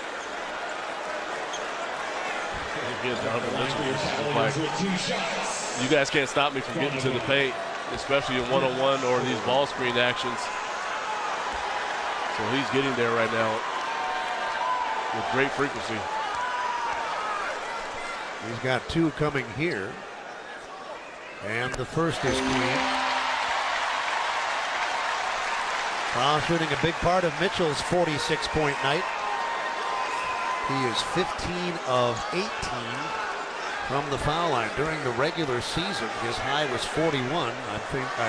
If you follow the NBA, you'll remember this. He scored 71 points in a game a while back. Yes. Missed the second one. Oh my goodness, he got his own rebound. They didn't block him off, but as he tried to go up, he was stripped. 114-108. Halliburton has it for Indiana. Driving, he blows by Allen and lays it in. 13 for Halliburton. It's a 4-point game with 84 seconds left. Boy, had he gotten that rebound and dunked it, this place would have gone mad. He was going for it. If I'm Neesmith right now, I face guard Donovan Mitchell, but somebody else has got to make a play here. 79 seconds left. Cleveland by 4. There you go. He's got it on the logo at center. Neesmith on top of him. He'll spin to his left. Halliburton double teams. He got rid of it. Strus, a catch and shoot 3 from the right edge. Timeout Indiana. That pushes the Cleveland lead to 7 with 66 seconds to play. And the Pacers have taken a timeout. We'll go to our studio in Indianapolis and hear from Pat Boiler. A couple of records, personal and another team record on the line. Aaron Neesmith's 21 points are the most for him in a playoff game in his career. He continues just his splendid playoff, 7 of 12 from the field, 5 of 8 from the three-point line, 21 points. Donovan Mitchell has had more than 46 in a playoff game before. In fact, he's had 50 in the playoffs 3 different times. However, that 46 matches the most an opponent has ever scored against the Pacers in the postseason. Predictably, fittingly perhaps, LeBron James, who had 46 against the Cavaliers against the Pacers for the Cavaliers in that building. Mitchell 1 point away from setting a new Pacers opponent postseason individual high. 7-point lead for Cleveland. They haven't given it up since early in the game. Chance here to discuss our Indiana Soybean Alliance. Versatile player of the game off of the bench. Really not any need to discuss this. Is there? It's Matherin, correct? Yeah, it's got to be. Pat? Agreed. All right, Benedict Matherin. And Indiana Soybean Alliance wants to remind fans that soybeans are the versatile crop of Indiana, providing Hoosiers with food, fuel, and fiber every day. The Pacers have realistically run out of room for error. It's a minimum 3-possession game with 66 seconds left. That 3 by Strus pushing the lead from 4 to 7. Pacers play the ball in from the near side. Pacers have Cavaliers have 2 timeouts left. Pacers have 1. Nembhard will get it in from the near side. He's having trouble, and he floats it to the other side of the floor. Halliburton grabs it, drives to the goal, and scores without resistance. The lead is down to 5 with 63 seconds to play, and now Cleveland will call a timeout as the Pacers show full court pressure. I would think we can also do our Kroger performance of the game now, regardless of who wins this game. The performance of the game was turned in by Mitchell, wouldn't you say? It's not close. Yeah. Pat, veto? No veto. In fact, if you took any 2 Pacers players, they haven't combined to score 46, so it's certainly Mitchell. He's 15 of 30 from the floor, 15 of 19 from the foul line, throw in 9 assists and 5 rebounds. The 19 foul shots are just 6 fewer than the entire Pacer team has taken. Cleveland had seen their lead shrink from 20 to 4, and then Strus at a 3, that key stretch of the game, a presentation of Key Bank. Pacers still have a heartbeat, down by 5 with 1:03 to go. And there's no need to foul at this juncture. They can still play defense and hope to get a rebound off a missed shot, or better yet, a turnover. Yeah, you just got to figure out a way to slow down Donovan Mitchell, defend without fouling, and that has been a major problem throughout this entire game. So we'll see what they're able to come up with here. If they're able to, either keep the ball out of his hands, that would be nice, or get him to take a tough contested shot and then rebound the basketball. 14 offensive rebounds right now for the Cleveland Cavaliers. Original starters are on the floor for the Pacers. And Cleveland will go with Jerome, Allen, Strus, Mitchell. Ball will be played in from the sideline. Jerome has it, bounces it back out to Strus. Strus against the timeline to the top of the circle. Mitchell, with under a minute to go, is fouled by Siakam. That is not a good foul. He didn't have to do it. Nope. I mean, you just didn't have to do it at that juncture. Yeah, you're in a bad way right now, but I mean, if you're going to do that, you may as well foul as soon as you get the ball in bounds. 57 6/10 to go. Mitchell has been to the line 19 times and made all but 4. He's got 2 coming here, and the first is perfect. As Pat mentioned, that's a Pacers opponent's all-time scoring high in a playoff game against Indiana. Okoro is back in for Cleveland. Strus, Wade, Allen, and the man on the line, Mitchell, are the others.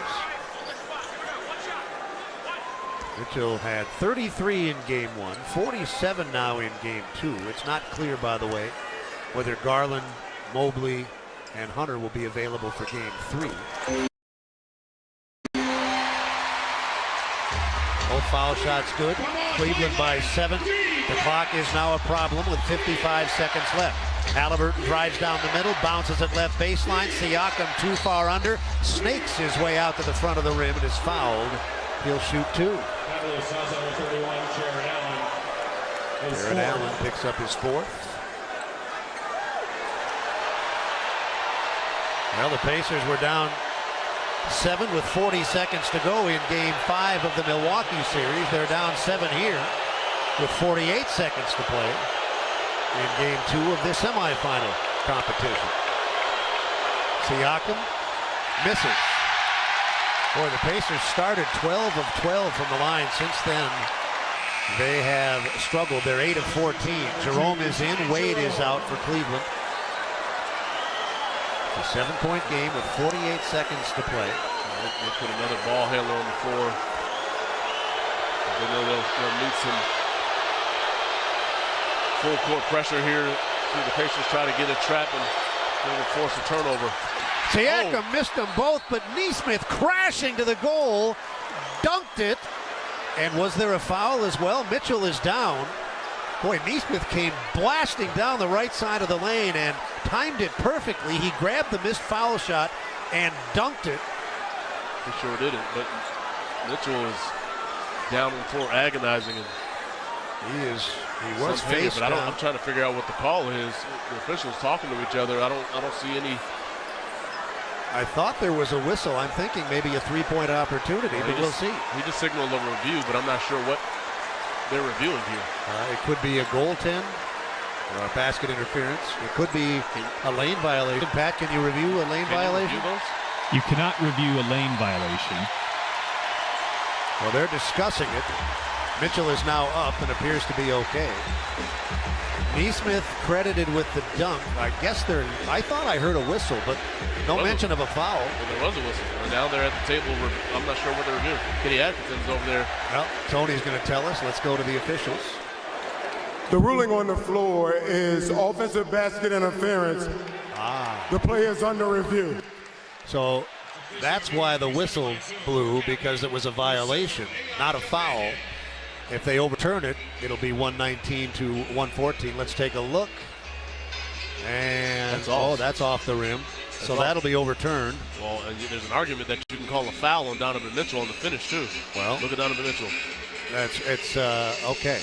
Now, Pat, is that reviewable? Could they assess a foul to Mitchell? My understanding is no. There is the proximate foul added into this year, but my understanding is that's just on an out-of-bounds call. So I think they will say that basket is good, no foul, but we'll see. He definitely gets hit in the head here, but if shot out of a rocket. If that's not reviewable, then there won't be a foul call. And I misspoke. I said he came down the right side. He came down the left side, but was right of the rim when he finished the dunk. I mean, what a play there. That was spectacular. I'm sure this is going to be overturned, so it'll be 119-114. You got 47 and a half seconds to go. Would you start fouling or not? I mean, part of me wants to say no, you get a stop, but you just haven't been able to keep Donovan Mitchell out of the lane. You haven't been able to keep them off the free throw line anyway. So, let's go to Tony. After review, the ball is outside the cylinder when it was caught and put back in the basket. Therefore, the basket is good. It will be Cleveland ball under the basket with 47.9 on the game clock. So it's a 5-point game. Cleveland will have the ball. They do have a timeout left, so they could use it to advance. But they're going to take it the length, I think. Yeah, that would not be a wise. No. Both teams have one, in fact. But anyway, to answer your question, part of me says, see, can you get one trap, see if you can force a turnover? If not, then commit the foul. Otherwise, you burn 24 seconds. In all likelihood, the way this quarter has gone, Donovan Mitchell's going to end up at the free throw line anyway. Inbound from the baseline. Strus had some trouble, but did get it to Mitchell. There's a collision and an offensive foul.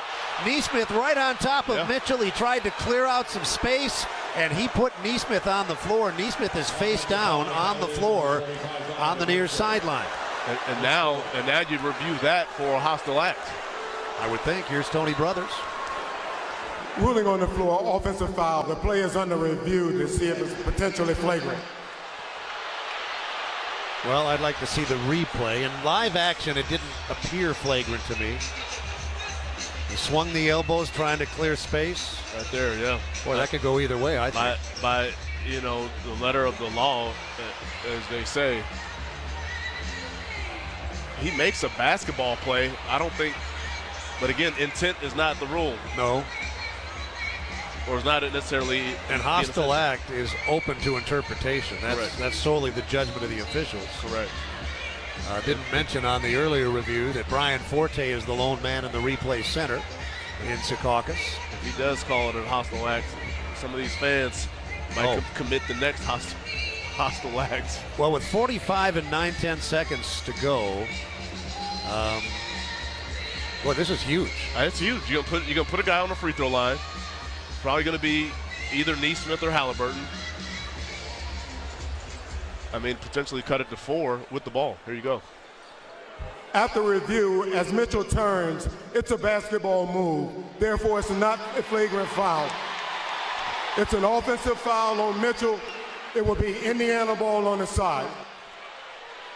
It's such a difficult call. It is. It's very. It is. I'm not going to fault him for that. Neither am I. I mean, but we've seen, a handful of other times, no doubt, where a basketball act is deemed a hostile act. So what happens is it's a turnover. The Pacers have the ball. It's a 2-possession game at minimum. And with 45 and 9/10 seconds to go, the ball comes into the backcourt. Halliburton will handle. Pacers have never been closer than 4 since falling behind by 20. Halliburton on the logo, driving on Allen down the right side with a left hand. His shot hit the bottom of the board, and it rolled out of bounds off of Cleveland. 13 seconds to shoot. It didn't hit the rim. The shot clock does not reset. 35 1/10 to play. It's a 5-point Cleveland lead. We've seen the Pacers have a lot of success with that play that they just designed. Let Halliburton catch it in the backcourt with the running start. Ball comes in down near the corner. Nembhard got it to Halliburton. Halliburton retreats, feeds it back to Nembhard. Nembhard attacks, kicks it left edge. Siakam driving, he got to the goal. Left side, laid it in with a right hand. It's a 3-point game with 27.5 seconds to go, and Cleveland has used their last timeout. So the question becomes, if you play out the clock, you don't have much time. You would foul, yes? Absolutely. And how long would you wait? It's got to be quick now. I mean, you can still try to get one trap. I think you still can try to get one trap, but the interceptor has got to be there. Last time they tried to get one trap, the interceptor wasn't there in time, so they were able to burn more clock. The interceptor is not there. You're going to get yourself in trouble chasing the ball around the court before you're able to commit the foul.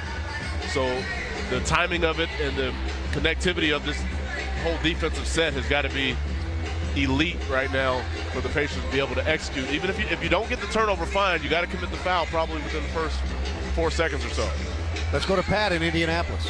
Yeah, it was an interesting no flagrant call there by Brothers, as you typically see when the elbows get up and make contact above the shoulders. More often than not, I would say far more often than not, that is called a flagrant. Now, he was saying a basketball move happened in there, and I don't mean to insinuate that one play potentially changes the outcome of the game, but it was a massive, massive review that did go Cleveland's way, because the Pacers have 2 in the ball if it doesn't.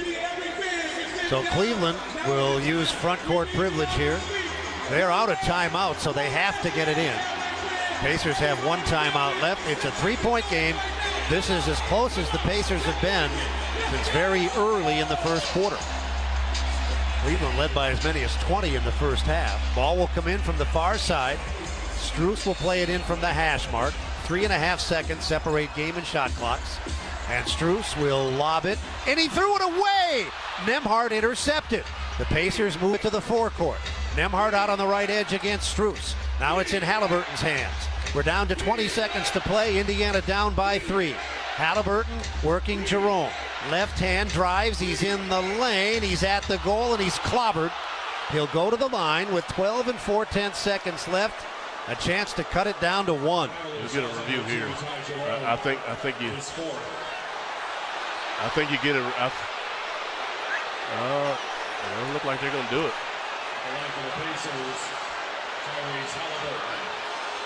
He'll shoot 2. And the first one is clean. Halliburton has scored half of his 16 points here in the fourth quarter. It's a 2-point game with 12 and a half seconds to go. Cleveland doesn't have a timeout, so they'll have to make a successful inbound from the baseline, and then the Pacers will try to force a turnover. Failing that, they would undoubtedly foul. Second one is short, and it's rebounded by Halliburton. The Pacers have a timeout. Will they use it? No, they don't. Yes, they do have a timeout. 4 seconds to go. Halliburton for three! Three ball! Up top! Indiana by 1 and 1/10 seconds to go. Inbound. Merrill didn't get it off, and this rivals the Milwaukee finish. You have got to be kidding me. Wow. Never in a million years. Goodness sakes. And stunned. This building is stunned. And the Cavaliers, who had played a really good game, short three guys, in the last 3 or 4 minutes made a variety of really bad mistakes. My goodness. Boy. Go figure. Halliburton hits a game-winning three with 1 and 1/10 seconds to play after the Pacers appeared to be finished. Dead in the water is what they appeared to be. Well, let's find out how it played out from courtside. Aaron Nesmith has joined us. He had his usual solid game with 23 points.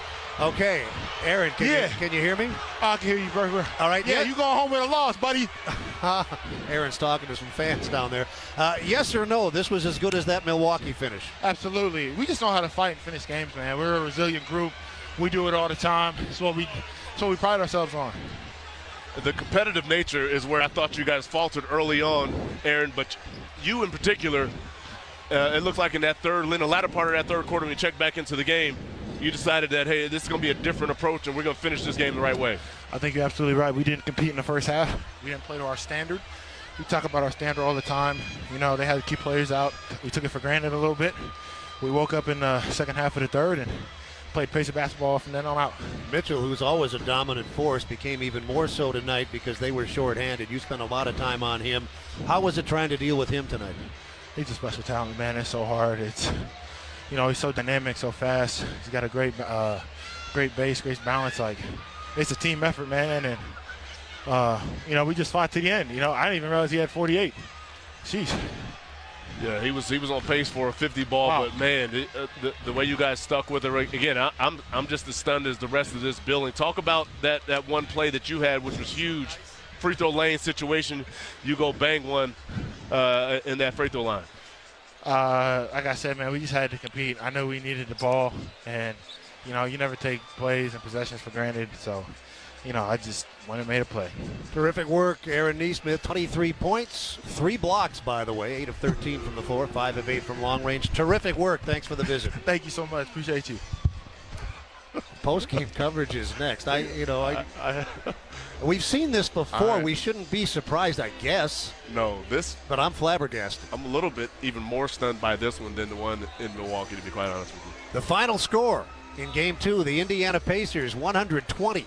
The Cleveland Cavaliers 119. Stay with us. Complete post-game coverage next on the Elevance Health Radio Network. Plan ahead for that next conference room meeting at work and watch people come to life when you walk in the room with that purple box from Jack's Donuts. You'll have plenty of choices with over 30 varieties of donuts. Add a 96-ounce box of Jack's Donuts coffee and hit that conference room in style. Let Jack's Donuts take care of your next big corporate meeting. Jack's Donuts since 1961. Learn more at jacksdonuts.com. In Indiana, we grow basketball and soybeans. Just like the first bushel baskets used to create the game of basketball, we are growing bushels of beans all across the state, which help drive the Indiana economy, create sustainable products, and of course create a sustainable source of food. Meet the people behind the family farms across the state at indianasoybean.com. This message was funded by Indiana's soybean farmers and their checkoff. Hey Pacers fans, while we cheer on our team tonight, let's take a moment to remember an important cause. The Indiana Pacers proudly support organ donation. Signing up to be an organ donor is an incredible and easy way to make a difference. Organ donation saves lives, and when you say yes, you are creating hope for the more than 1,000 Hoosiers waiting on life-saving organ transplants. Say yes to organ donation next time you visit the BMV, or learn more at donatelifeindiana.org. Now back to the action, and go Pacers! Now you can call every shot when it comes to investing, because Gainbridge's easy online platform puts you in control of your own financial future. Choose trusted products, invest on your own terms with as little as $1,000, and watch your savings grow over time with reliable returns. You make the choices, you make the calls. So no matter what, you're always in the lead. Get started today at Gainbridge.io. Gainbridge is an official partner of the Indiana Pacers. Halliburton from midcourt, and he hit it. This has been Indiana Pacers basketball. Hey fans, this is Rick Carlisle, head coach of the Indiana Pacers. What meal goes best with Pacers basketball? A Philly cheesesteak sub right off the grill and fresh out of the oven from Penn Station East Coast Subs. All season long, when the Pacers win, bring a friend. Just text BOGO to 727-722 by 10 a.m. the morning after any Pacers win this season to receive a buy one, get one free coupon to use in-store the next day. Visit Pacers.com/Penn Station for full details. It's all about good taste. You saw and heard what happened in the Pacers game, but what didn't you see? Everything that happens on the court is influenced by what's going on off it. And only Indy Star Pacers insider Dustin DePirac is going to give you that story. Only Indy Star has the Pacers covered every day from every angle. It's not just about the X's and O's. I'll get you behind the scenes, whether it's a hidden reason for the Pacers' success or something you might not want to hear about after a loss. If you want to know what's happening with the Pacers, you can only